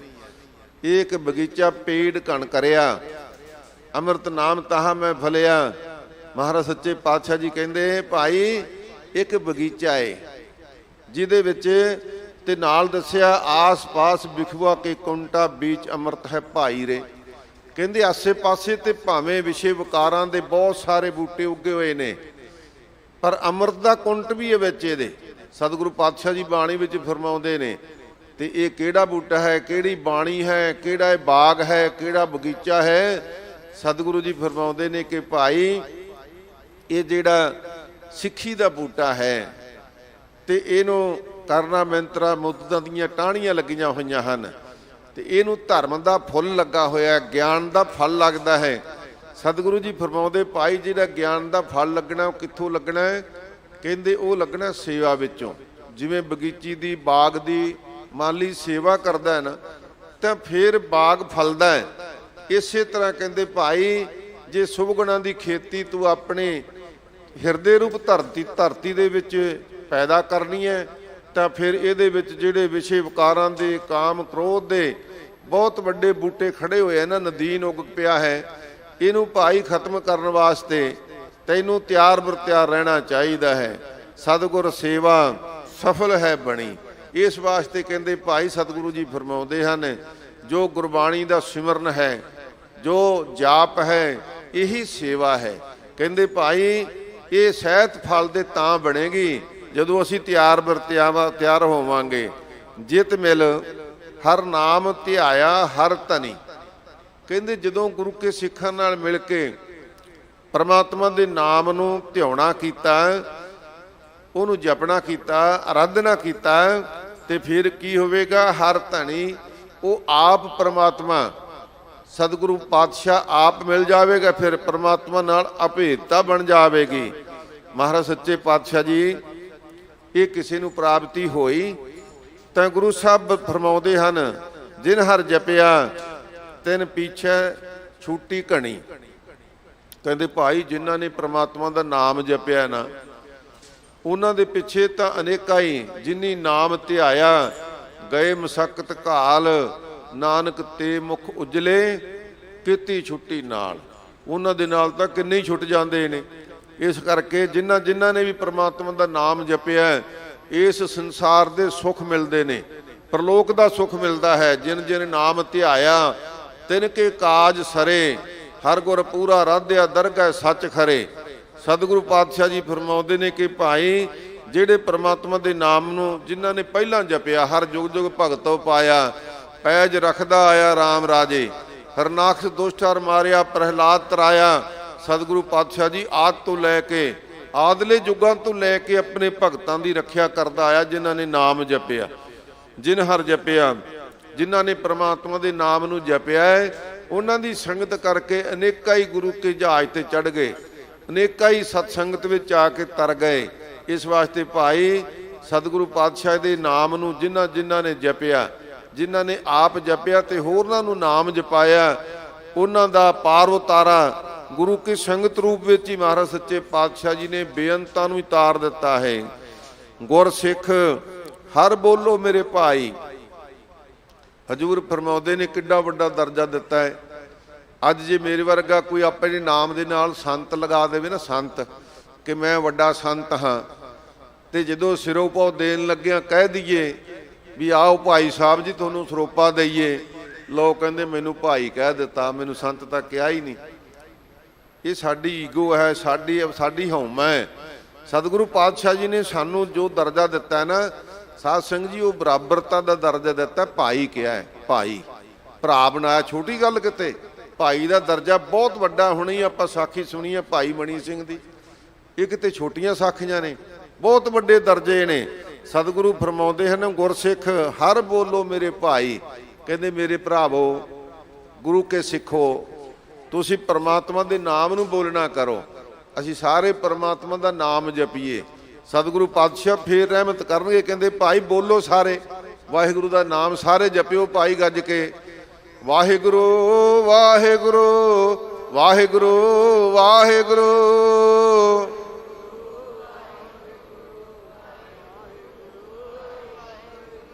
ਵਾਹਿਗੁਰੂ ਵਾਹਿਗੁਰੂ ਵਾਹਿਗੁਰੂ ਵਾਹਿਗੁਰੂ।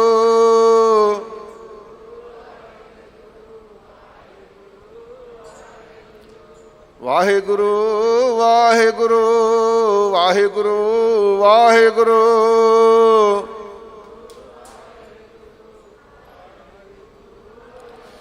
ਗੁਰਸਿੱਖ ਹਰ ਬੋਲੋ ਮੇਰੇ ਭਾਈ। ਮੇਰੇ ਭਰਾਵੋ, ਗੁਰੂ ਕੇ ਸਿੱਖੋ, ਹਮੇਸ਼ਾ ਵਾਸਤੇ ਵਾਹਿਗੁਰੂ ਜਪਿਆ ਕਰੋ। ਗੁਰ ਸਤਿਗੁਰ ਕਾ ਜੋ ਸਿੱਖ ਖਾਏ, ਸੋ ਭਲਕੇ ਉਠ ਹਰ ਨਾਮ ਧਿਆਵੈ। ਇਸ ਨਾਮ ਨੂੰ ਜਪਿਆ ਕਰੋ, ਧਿਆਇਆ ਕਰੋ। ਹਰ ਬੋਲਤ ਸਭ ਪਾਪ ਲਹਿ ਜਾਏ। ਜਦੋਂ ਅਸੀਂ ਪਰਮਾਤਮਾ ਦੇ ਨਾਮ ਜਪਾਂਗੇ, ਬੋਲ ਕੇ ਜਪਾਂਗੇ, ਆਪਣੇ ਕੰਨਾਂ ਨਾਲ ਸੁਣ ਕੇ ਨਾਮ ਜਪਾਂਗੇ, ਤੇ ਮਹਾਰਾਜ ਸੱਚੇ ਪਾਤਸ਼ਾਹ ਜੀ ਫਰਮਾਉਂਦੇ ਨੇ ਫਿਰ ਭਾਈ ਪਰਮਾਤਮਾ ਦਾ ਨਾਮ ਜਪਦਿਆਂ ਜਪਦਿਆਂ ਸਾਡਾ ਹਿਰਦਾ ਸ਼ੁੱਧ ਹੋ ਜਾਵੇਗਾ, ਇਹਦੇ ਵਿੱਚੋਂ ਪਾਪ ਵਿਕਾਰਾਂ ਦੀ ਬਿਰਤੀ ਜਿਹੜੀ ਖਤਮ ਹੋ ਜਾਵੇਗੀ। ਹਜ਼ੂਰ ਫਰਮਾਉਂਦੇ ਨੇ ਕਿ ਭਾਈ ਨਾਮ ਨੂੰ ਜਪਦਿਆਂ ਜਪਦਿਆਂ, ਭਾਈ ਗੁਰਦਾਸ ਜੀ ਕਹਿੰਦੇ ਨਾ, ਗਣਕਾ ਪਾਪਣ ਹੋਏਗਾ ਪਾਪਾਂ ਦਾ ਗਲ ਹਾਰ ਪਰੋਤਾ, ਕਹਿੰਦੇ ਏਡੂ ਵੱਡੇ ਪਾਪ ਕਰਨ ਵਾਲਾ ਕੌਣ ਹੋਏਗਾ। ਪਰ ਜਦੋਂ ਇੱਕ ਸਾਧੂ ਤੋਂ ਤੋਤਾ ਲੈ ਕੇ ਉਹਨੂੰ ਨਾਮ ਜਪਾਇਆ ਤੇ ਰਾਮ ਰਾਮ ਕਰਦਿਆਂ ਉਹਦੇ ਕਹਿੰਦੇ ਗੁਰਮਤਿ ਨਾਮ ਕਲੈਵਰ ਧੋਤਾ, ਕਹਿੰਦੇ ਫਿਰ ਉਹਦੇ ਪਾਪ ਹੀ ਸਾਰੇ ਧੋ ਕੇ ਉਹਦਾ ਹਿਰਦਾ ਹੀ ਸਾਫ਼ ਕਰ ਦਿੱਤਾ ਸੀ। ਇਸ ਕਰਕੇ ਭਾਈ ਜਿਹੜਾ ਵੀ ਪਰਮਾਤਮਾ ਦਾ ਨਾਮ ਜਪਦਾ, ਨਾਮ ਜਪਦਿਆਂ ਜਪਦਿਆਂ ਪਰਮਾਤਮਾ ਇਸ ਹਿਰਦੇ ਨੂੰ ਸੁੱਧ ਕਰ ਦਿੰਦੇ, ਵਿਕਾਰਾਂ ਦੀ ਮੈਲ ਵਿੱਚੋਂ ਕੱਢ ਦਿੰਦੇ ਹਨ। ਰਹਾਓ ਵਿਸਰਾਮ ਦੇ ਕੇ ਕਿਰਪਾ ਕਰ ਰਹੇ ਹਨ। ਜਪ ਕਰ ਮਿਲਿਆ ਤਬ ਮਨ ਵਸਿਆ ਆਇਆ। ਜਦੋਂ ਭਾਈ ਅਸੀਂ ਵਾਹਿਗੁਰੂ ਦਾ ਨਾਮ ਜਪਿਆ, ਜਪਦਿਆਂ ਜਪਦਿਆਂ ਉਹਦੇ ਵਿੱਚ ਭੇਦਤਾ ਪਾ ਲਈ, ਪਰਮਾਤਮਾ ਵਿੱਚ ਭੇਦ ਹੋ ਗਏ, ਮਿਲ ਗਏ ਉਸ ਨਾਲ। ਹਜ਼ੂਰ ਫਰਮਾਉਂਦੇ ਨੇ ਕਿ ਭਾਈ ਜਬ ਗੁਰ ਮਿਲਿਆ, ਜਦੋਂ ਅਸੀਂ ਗੁਰਮੰਤਰ ਲੈ ਲਿਆ, ਧਾਰਨ ਕਰ ਲਿਆ, ਵਾਹਿਗੁਰੂ ਗੁਰਮੰਤਰ ਹੈ, ਪੰਜਾਂ ਪਿਆਰਿਆਂ ਤੋਂ ਧਾਰਨ ਕੀਤਾ ਗੁਰਮੰਤਰ, ਤੇ ਫਿਰ ਕਹਿ ਦਿੱਤਾ, ਪੰਜਾਂ ਪਿਆਰਿਆਂ ਨੇ ਹੁਕਮ ਕਰ ਦਿੱਤਾ ਕਿ ਅੱਜ ਤੋਂ ਤੁਹਾਡਾ ਗੁਰੂ ਧੰਨ ਗੁਰੂ ਗ੍ਰੰਥ ਸਾਹਿਬ ਮਹਾਰਾਜ ਹੈ, ਤੁਸੀਂ ਕਲਗੀਧਰ ਪਾਤਸ਼ਾਹ ਦੇ ਪੁੱਤਰ ਪੁੱਤਰੀਆਂ ਹੋ। ਤੇ ਉਦੋਂ ਤੋਂ ਸਾਨੂੰ ਗੁਰੂ ਮਿਲ ਗਿਆ ਭਾਈ। ਇਸ ਕਰਕੇ ਜਦੋਂ ਗੁਰੂ ਮਿਲ ਗਿਆ ਤਬ ਮਨ ਵਸ ਆਇਆ, ਤੇ ਫਿਰ ਜਿਹੜਾ ਮਨ ਹੈ ਭਾਈ ਇਹ ਮਨ ਵਸ ਵਿੱਚ ਆਵੇਗਾ, ਨਹੀਂ ਤੇ ਇਹ ਬੜਾ ਦੌੜਦਾ ਹੈ, ਪਾਰੇ ਦੀ ਨਿਆਈ ਚੰਚਲ ਹੈ, ਇੱਧਰ ਉੱਧਰ ਭਰਮਣਾ ਇਹਦਾ ਕੰਮ ਹੀ ਹੈ। ਸੋ ਮਨ ਦੀ ਗਤੀ ਬੜੀ ਤੇਜ਼ ਹੈ। ਇਹਨੂੰ ਰੋਕਣ ਵਾਸਤੇ ਭਾਈ ਜਦੋਂ ਸੰਗਤ ਵਿੱਚ ਆ ਕੇ ਵਾਹਿਗੁਰੂ ਦਾ ਸਿਮਰਨ ਕੀਤਾ, ਨਾਮ ਜਪਿਆ, ਬਾਣੀ ਪੜ੍ਹੀ, ਭਾਉ ਭਗਤੀ ਵਿੱਚ ਲੱਗੇ, ਤੇ ਫਿਰ ਸਤਿਗੁਰੂ ਪਾਤਸ਼ਾਹ ਜੀ ਫਰਮਾਉਂਦੇ ਨੇ ਕਿ ਇਹ ਨਾਮ ਜਪਦਿਆਂ ਜਪਦਿਆਂ ਫਿਰ ਇਹ ਨੀਠ ਨੀਠ ਮਨ ਕੀਆ ਧੀਰਾ, ਸਹਿਜੇ ਸਹਿਜੇ ਇਹ ਸਹਿਜ ਅਵਸਥਾ ਵਿੱਚ ਮਨ ਆਪ ਆ ਜਾਂਦਾ ਹੈ। ਧਾਵਤ ਪੰਚ ਰਹੇ ਹਰ ਧਿਆਇਆ, ਕਹਿੰਦੇ ਭਾਈ ਪਹਿਲਾਂ ਪੰਜ ਗਿਆਨ ਇੰਦਰੇ ਅਲੱਗ-ਅਲੱਗ ਧਾਉਂਦੇ ਨੇ, ਸੁੰਘਣ ਦਾ, ਸਵਾਦ ਦਾ, ਸਾਧ ਸੰਗ ਜੀ ਸਪਰਸ਼ ਦਾ, ਇਤਾਦਕ ਇਹਦਾ ਆਪਣਾ ਹੀ ਰੰਗ ਵੱਖਰੇ ਤੌਰ ਤੇ ਤੁਰਿਆ ਹੋਇਆ ਸੀ। ਅਥਵਾ ਜਿਹੜੇ ਪੰਜ ਕਾਮ, ਕ੍ਰੋਧ, ਲੋਭ, ਹੰਕਾਰ ਹੈ, ਕਹਿੰਦੇ ਇਹਨਾਂ ਦੇ ਵਿੱਚ ਹੀ ਧਾਉਂਦਾ ਫਿਰਦਾ ਸੀ, ਇਹ ਆਪਣੇ ਮਗਰ ਹੀ ਲਾਈ ਫਿਰਦੇ ਸਨ। ਧਾਵਤ ਪੰਜ ਰਹੇ, ਕਹਿੰਦੇ ਭਾਈ ਇਹ ਫਿਰ ਰਹਿ ਗਏ, ਇਹ ਸਥਿਰ ਹੋ ਗਏ, ਇਹ ਵਸ ਹੋ ਗਏ। ਤੇ ਫਿਰ ਕੀ ਹੋਇਆ, ਕਹਿੰਦੇ ਹਰ ਧਿਆਇਆ, ਜਦੋਂ ਪਰਮਾਤਮਾ ਦੇ ਨਾਮ ਨੂੰ, ਹਰੀ ਪਰਮਾਤਮਾ ਦਾ ਨਾਮ ਜਿਹੜਾ ਸੁੱਕੇ ਮਨਾਂ ਨੂੰ ਹਰੇ ਭਰੇ ਕਰ ਦੇਣ ਵਾਲਾ ਹੈ, ਹਰ ਜਗ੍ਹਾ ਤੇ ਵਿਆਪਕ ਹੈ, ਉਸ ਪ੍ਰਭੂ ਦੇ ਨਾਮ ਨੂੰ ਧਿਆਇਆ, ਤਾਂ ਫਿਰ ਇਹ ਪੰਜਾਂ ਵਿਕਾਰਾਂ ਤੋਂ ਖਹਿੜਾ ਛੁੱਟ ਗਿਆ ਜਿਹੜੇ ਰੋਜ਼ ਹੀ ਸਾਨੂੰ ਸਤਾਉਂਦੇ ਸਨ। ਸੋ ਮਹਾਰਾਜ ਸੱਚੇ ਪਾਤਸ਼ਾਹ ਜੀ ਨੇ ਇਹ ਵੀ ਵਸ ਕਰ ਦਿੱਤੇ। ਫਿਰ ਅਣਦਿਨ ਨਗਰੀ ਹਰ ਗੁਣ ਗਾਇਆ, ਕਹਿੰਦੇ ਭਾਈ ਇਹ ਦੇਹ ਰੂਪ ਨਗਰੀ ਦੇ ਵਿੱਚ, ਇਹ ਨਗਰੀ ਵਾਹਿਗੁਰੂ ਦੇ ਨਾਮ ਦੀ ਨਗਰੀ ਹੈ। ਕਿਉਂਕਿ ਮਹਾਰਾਜ ਨੇ ਬਾਣੀ ਵਿੱਚ ਸਾਨੂੰ ਸਮਝਾਇਆ ਨਾ, ਘਟ ਘਟ ਮੈਂ ਹਰਜੂ ਬਸੈ ਸੰਤਨ ਕਹਿਓ ਪੁਕਾਰ। ਅਸਲ ਵਿੱਚ ਨਗਰੀ ਤੇ ਹੈ ਹਰ ਪਰਮਾਤਮਾ ਦੀ। ਇਸ ਨਗਰੀ ਦੇ ਵਿੱਚ ਜਦੋਂ ਚੋਰ ਵਸ ਜਾਂਦੇ ਆ ਕੇ, ਤੇ ਸੁਚੇਤ ਫਿਰ ਨਗਰੀ ਦੇ ਜਿਹੜੇ ਵਸਨੀਕ ਸਿਆਣੇ ਆ ਉਹਨਾਂ ਨੂੰ ਸਮਝਦਾਰੀ ਚਾਹੀਦੀ ਹੈ ਨਾ, ਵੀ ਸਾਡੀ ਨਗਰੀ ਦੇ ਵਿੱਚ ਚੋਰ ਕਿੱਥੋਂ ਆ ਗਏ। ਇਹ ਨਗਰੀ ਜੋ ਦੇਹ ਰੂਪ ਨਗਰੀ ਹੈ, ਇਹ ਤੇ ਭਾਈ ਪਰਮਾਤਮਾ ਦੇ ਨਿਵਾਸ ਦੀ ਹੈ, ਇਹਦੇ ਵਿੱਚ ਵਿਸ਼ਿਆਂ ਰੂਪ ਚੋਰ ਨਹੀਂ ਵਸਣ ਦੇਣੇ ਚਾਹੀਦੇ। ਸਤਿਗੁਰੂ ਪਾਤਸ਼ਾਹ ਜੀ ਫਰਮਾਉਂਦੇ ਹਨ ਕਿ ਭਾਈ ਜਦੋਂ ਇਸ ਨਗਰੀ ਵਿੱਚ ਆ ਕੇ ਅੰਧ ਨਗਰੀ ਹਰ ਗੁਣ ਗਾਇਆ, ਇਸ ਦੇਹ ਰੂਪ ਨਗਰੀ ਦੇ ਵਿੱਚੋਂ ਹਮੇਸ਼ਾ ਹੀ ਜਦੋਂ ਪਰਮਾਤਮਾ ਦੇ ਨਾਮ ਦੀ ਆਰਾਧਨਾ ਕੀਤੀ, ਨਾਮ ਨੂੰ ਧਿਆਉਣਾ ਕੀਤਾ, ਤੇ ਜਿਵੇਂ ਚੌਂਕੀਦਾਰ ਰੱਖੇ ਹੁੰਦੇ ਨੇ ਨਗਰਾਂ ਦੇ ਵਿੱਚ, ਉਹ ਉੱਚੀ ਉੱਚੀ ਬੋਲਦੇ ਭਾਈ ਜਾਗਦੇ ਰਹਿਣਾ, ਤੇ ਫਿਰ ਜਿੰਨੇ ਚੋਰ ਚੱਕੇ ਹੁੰਦੇ ਉਹ ਸਮਝ ਜਾਂਦੇ ਕਿ ਇਸ ਨਗਰੀ ਦੇ ਵਿੱਚ ਨਹੀਂ ਚੋਰੀ ਕੀਤੀ ਜਾ ਸਕਦੀ, ਇੱਥੇ ਤਾਂ ਪਹਿਰੇਦਾਰ ਖੜੇ ਨੇ। ਇਸ ਵਾਸਤੇ ਸਾਡੇ ਮਨ ਨੂੰ ਪਹਿਰੇਦਾਰ ਬਣਾਇਆ ਹੈ ਕਿ ਪ੍ਰਮਾਤਮਾ ਦੇ ਨਾਮ ਨੂੰ ਉੱਚੀ ਉੱਚੀ ਜਪਣਾ ਹੈ ਭਾਈ, ਤਾਂ ਕਿ ਇਹਨਾਂ ਵਿਸ਼ੇ ਵਿਕਾਰਾਂ ਚੋਰਾਂ ਤੋਂ ਇਸ ਨਗਰੀ ਨੂੰ ਮੁਕਤ ਰੱਖਿਆ ਜਾ ਸਕੇ। ਸਾਵਧਾਨਤਾ ਹਮੇਸ਼ਾ ਵਰਤਣੀ ਹੈ। ਇਸ ਵਾਸਤੇ ਆਂਦੇ ਨੇ ਨਗਰੀ, ਦਿਨ ਰਾਤ ਇਸ ਨਗਰੀ ਦੇ ਵਿੱਚ, ਇਸ ਦੇਹ ਦੇ ਵਿੱਚ ਹਰੀ ਪਰਮਾਤਮਾ ਦੇ ਗੁਣਾਂ ਦਾ ਵਾਸ ਹੋਣਾ ਚਾਹੀਦਾ ਹੈ। ਭਾਵੇਂ ਸਤਿਗੁਰੂ ਪਾਤਸ਼ਾਹ ਦੇ ਬੇਅੰਤ ਗੁਣ ਹਨ, ਜਿਨ੍ਹਾਂ ਨੂੰ ਅਸੀਂ ਤੁਰੇ ਫਿਰਦੇ ਹਾਂ, ਕੰਮ ਕਰਦੇ ਹਾਂ, ਸਫ਼ਰ ਕਰਦੇ ਹਾਂ, ਸਾਧ ਸੰਗਤ ਜੀ ਆਪਣੀਆਂ ਡਿਊਟੀਆਂ ਕਰਦਿਆਂ ਹੋਇਆਂ ਵੀ ਪਰਮਾਤਮਾ ਦੇ ਨਾਮ ਨੂੰ ਜਪ ਸਕਦੇ ਹਾਂ। ਜੇ ਸਾਡੀ ਇਹ ਅਵਸਥਾ ਬਣ ਜਾਵੇ ਤਾਂ ਫਿਰ ਇਹਨਾਂ ਵਿਕਾਰਾਂ ਰੂਪ ਚੋਰਾਂ ਦਾ ਇਸ ਨਗਰੀ ਦੇ ਵਿੱਚੋਂ ਵਾਸਾ ਖਤਮ ਹੋ ਜਾਵੇਗਾ। ਸਤਿਗੁਰ ਪੱਗ ਧੂਰ ਜਿਨ੍ਹਾਂ ਮੁਖ ਲਾਈ, ਕਹਿੰਦੇ ਭਾਈ ਜਿਨ੍ਹਾਂ ਗੁਰਮੁਖ ਪਿਆਰਿਆਂ ਨੇ ਆਪਣਾ ਮਾਣ ਹੰਕਾਰ ਛੱਡ ਦਿੱਤਾ, ਜਿਨ੍ਹਾਂ ਨੇ ਆਪਣਾ ਵੱਡਾ ਪੁੰਨ ਛੱਡ ਦਿੱਤਾ, ਸਤਿਗੁਰੂ ਦੇ ਚਰਨਾਂ ਨੇ ਧੂੜ ਆਪਣੇ ਮੁਖ ਤੇ ਲਾਉਣਾ ਕੀਤੀ ਹੈ। ਭਾਵ ਜਿਨ੍ਹਾਂ ਨੇ ਨਿਮਰਤਾ ਧਾਰਨ ਕਰਕੇ ਸਾਧ ਸੰਗਤ ਜੀ ਆਪਣੀ ਵਡਿਆਈ, ਆਪਣੀ ਸੋਭਾ ਦਾ ਮਨ ਵਿੱਚੋਂ ਫੁਰਨਾ ਹੀ ਛੱਡ ਦਿੱਤਾ, ਐਸੇ ਗੁਰੂ ਕੇ ਸਿੱਖ ਹਨ। ਤੇ ਉਹਨਾਂ ਦਾ ਫਿਰ ਭਾਈ ਪ੍ਰਭਾਵ ਕੀ ਪੈਂਦਾ ਹੈ? ਕਹਿੰਦੇ ਤਿੰਨ ਕੂੜ ਤਿਆਗੇ ਹਰ ਲਿਵ ਲਾਈ। ਕਹਿੰਦੇ ਭਾਈ ਇਹ ਝੂਠੀਆਂ ਵਡਿਆਈਆਂ ਸੀ ਨਾ, ਇਹ ਦੁਨੀਆ ਦੀਆਂ ਵਡਿਆਈਆਂ ਨਾ। ਸਾਧ ਸੰਗਤ ਜੀ ਬੱਲੇ ਬੱਲੇ ਤੇਰੀ ਜਿੱਤ ਹੋ ਗਈ, ਤੂੰ ਸਰਪੰਚ ਬਣ ਗਿਆ, ਫੁੱਲਾਂ ਦੇ ਹਾਰ ਪੈ ਜਾਂਦੇ ਨੇ, ਇਹ ਵਡਿਆਈਆਂ ਤਾਂ ਕਹਿੰਦੇ ਭਾਈ ਕੁਝ ਛਿਣ ਮਾਤਰ ਦੀਆਂ। ਅਗਲੀ ਵਾਰ ਜੇ ਕੋਈ ਦੂਜਾ ਸਰਪੰਚ ਬਣ ਜੇ ਫਿਰ ਮੂੰਹ ਢਿੱਲਾ ਜਿਹਾ ਕਰਕੇ ਘਰੇ ਆ ਜਾਂਦੇ ਨੇ, ਮੈਂ ਤੇ ਯਾਰ ਕੀ ਹਾਰ ਗਿਆ। ਨਹੀਂ ਭਾਈ ਇਹ ਨਹੀਂ, ਗੁਰੂ ਕੇ ਸਿੱਖਾਂ 'ਚ ਤਾਂ ਹਮੇਸ਼ਾ ਚੜ੍ਹਦੀ ਕਲਾ ਵਾਲੀ, ਨਾ ਮਿਟਣ ਵਾਲੀ ਵਡਿਆਈ ਹੈ, ਜਿਹੜੀ ਦਿਨ ਦਿਨ ਸਵਾਈ ਚੜ੍ਹਦੀ ਹੈ। ਇਸ ਵਾਸਤੇ ਮਹਾਰਾਜ ਸੱਚੇ ਪਾਤਸ਼ਾਹ ਨੇ ਫਰਮਾਇਆ, ਨਾ ਨਾਨਕ ਨਾਮ ਚੜ੍ਹਦੀ ਕਲਾ ਤੇਰੇ ਭਾਣੇ ਸਰਬੱਤ ਦਾ ਭਲਾ। ਇਹ ਚੜ੍ਹਦੀ ਕਲਾ ਦਾ ਪ੍ਰਤੀਕ ਪਰਮਾਤਮਾ ਦਾ ਨਾਮ ਹੈ। ਤਿੰਨ ਕੂੜ ਤਿਆਗੇ, ਉਹਨਾਂ ਨੇ ਝੂਠੀਆਂ ਵਡਿਆਈਆਂ ਤਿਆਗ ਦਿੱਤੀਆਂ, ਛੱਡ ਦਿੱਤੀਆਂ। ਤੇ ਫਿਰ ਕੀ ਹੋਇਆ ਭਾਈ? ਹਰ ਲਿਵ ਲਾਈ। ਪਰਮਾਤਮਾ ਦਾ ਜਿਹੜਾ ਨਾਮ ਹੈ ਜੀਵਾਂ ਨੂੰ ਹਰੇ ਭਰੇ ਕਰ ਦੇਣ ਵਾਲਾ ਹੈ, ਉਹਦੇ ਨਾਲ ਆਪਣੀ ਬਿਰਤੀ ਜੋੜ ਲਈ, ਦੁਨੀਆ ਦੀਆਂ ਵਡਿਆਈਆਂ ਛੱਡ ਦਿੱਤੀਆਂ। ਇਹਨਾਂ ਵਡਿਆਈਆਂ ਵਿੱਚੋਂ ਆਪਣੇ ਆਪ ਨੂੰ ਅਲੱਗ ਕਰ ਲਿਆ। ਮਹਾਰਾਜ ਸੱਚੇ ਪਾਤਸ਼ਾਹ ਜੀ ਨੇ ਐਸੀ ਕਿਰਪਾ ਕਰ ਦਿੱਤੀ ਤੇ ਹਰ ਦਰਗਾਹ ਮੁਖ ਉਜਲ ਭਾਈ। ਕਹਿੰਦੇ ਭਾਈ ਜਿਨ੍ਹਾਂ ਦੀ ਐਸੀ ਬਿਰਤੀ ਬਣ ਗਈ ਨਾ ਪਰਮਾਤਮਾ ਨਾਲ, ਜਿਨ੍ਹਾਂ ਨੇ ਆਪਣੀ ਲਿਵ ਜੋੜ ਲਈ, ਤੇ ਕਹਿੰਦੇ ਉਹਨਾਂ ਦੇ ਜਿਹੜੇ ਦਰਗਾਹ ਦੇ ਵਿੱਚ ਵੀ ਮੁਖ ਉਜਲੇ ਹੁੰਦੇ ਆ, ਕਿਉਂਕਿ ਇੱਥੇ ਉਹਨਾਂ ਨੇ ਨਾਮ ਜਪਿਆ, ਧਰਮ ਦੀ ਕਮਾਈ ਕੀਤੀ, ਜੋ ਧਰਮ ਦੀਆਂ ਕਦਰਾਂ ਕੀਮਤਾਂ ਨੂੰ ਸਮਝਿਆ ਤੇ ਅਪਣਾਇਆ। ਸਾਧ ਸੰਗਤ ਜੀ ਜਦੋਂ ਫਿਰ ਉਹ ਦਰਗਾਹ ਵਿੱਚ ਵੀ ਜਾਂਦੇ ਨਾ, ਫਿਰ ਰੇ ਦਰਗਾਹ ਕਹਾ ਨਾ ਕਹੋ, ਆਓ ਬੈਠਾ ਦਰ ਸਭ ਦਿਓ। ਫਿਰ ਇਹੋ ਜਿਹੀ ਅਵਸਥਾ ਬਣ ਜਾਂਦੀ ਉਹਨਾਂ ਦੇ, ਲੋਕ ਸੁਖੀਏ ਪਰਲੋਕ ਸਹੇਲੇ ਬਣ ਜਾਂਦੇ ਆ। ਇਸ ਕਰਕੇ ਭਾਈ ਸਤਿਗੁਰੂ ਪਾਤਸ਼ਾਹ ਜੀ ਫਰਮਾਉਂਦੇ ਹਨ ਕਿ ਉਹਨਾਂ ਦਾ ਫਿਰ ਭਾਈ ਤੇ ਹਰ ਦਰਗਾਹ ਮੁਖ ਉਜਲ ਭਾਈ।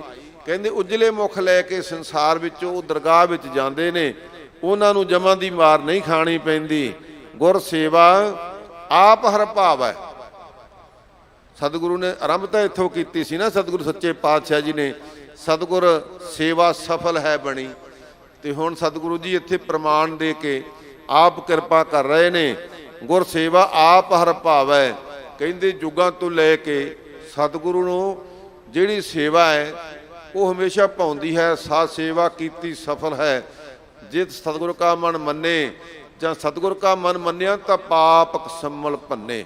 ਵੱਡੇ ਵੱਡੇ ਪਾਪ ਕਹਿੰਦੇ ਜਨਮਾਂ ਜਨਮਾਂਤਰਾਂ ਦੇ ਪਾਪ ਭੰਨ ਦਿੰਦਾ ਸਤਿਗੁਰੂ ਸੱਚੇ ਪਾਤਸ਼ਾਹ ਜੀ। ਜਿਹੜੇ ਗੁਰੂ ਕੇ ਸਿੱਖ ਸੇਵਾ ਕਰਦੇ ਆ, ਬਰਤਨਾਂ ਦੀ ਸੇਵਾ ਕਰਦੇ ਆ, ਝਾੜੂ ਦੀ ਸੇਵਾ ਕਰਦੇ ਆ, ਸਿਮਰਨ ਦੀ ਸੇਵਾ ਕਰਦੇ ਆ, ਅੰਮ੍ਰਿਤ ਛਕਾਉਣ ਦੀ ਸੇਵਾ ਕਰਦੇ ਆ, ਛਕਣ ਦੀ ਸੇਵਾ ਕਰਦੇ ਆ, ਬੇਅੰਤ ਤਰ੍ਹਾਂ ਦੀ ਸੇਵਾ।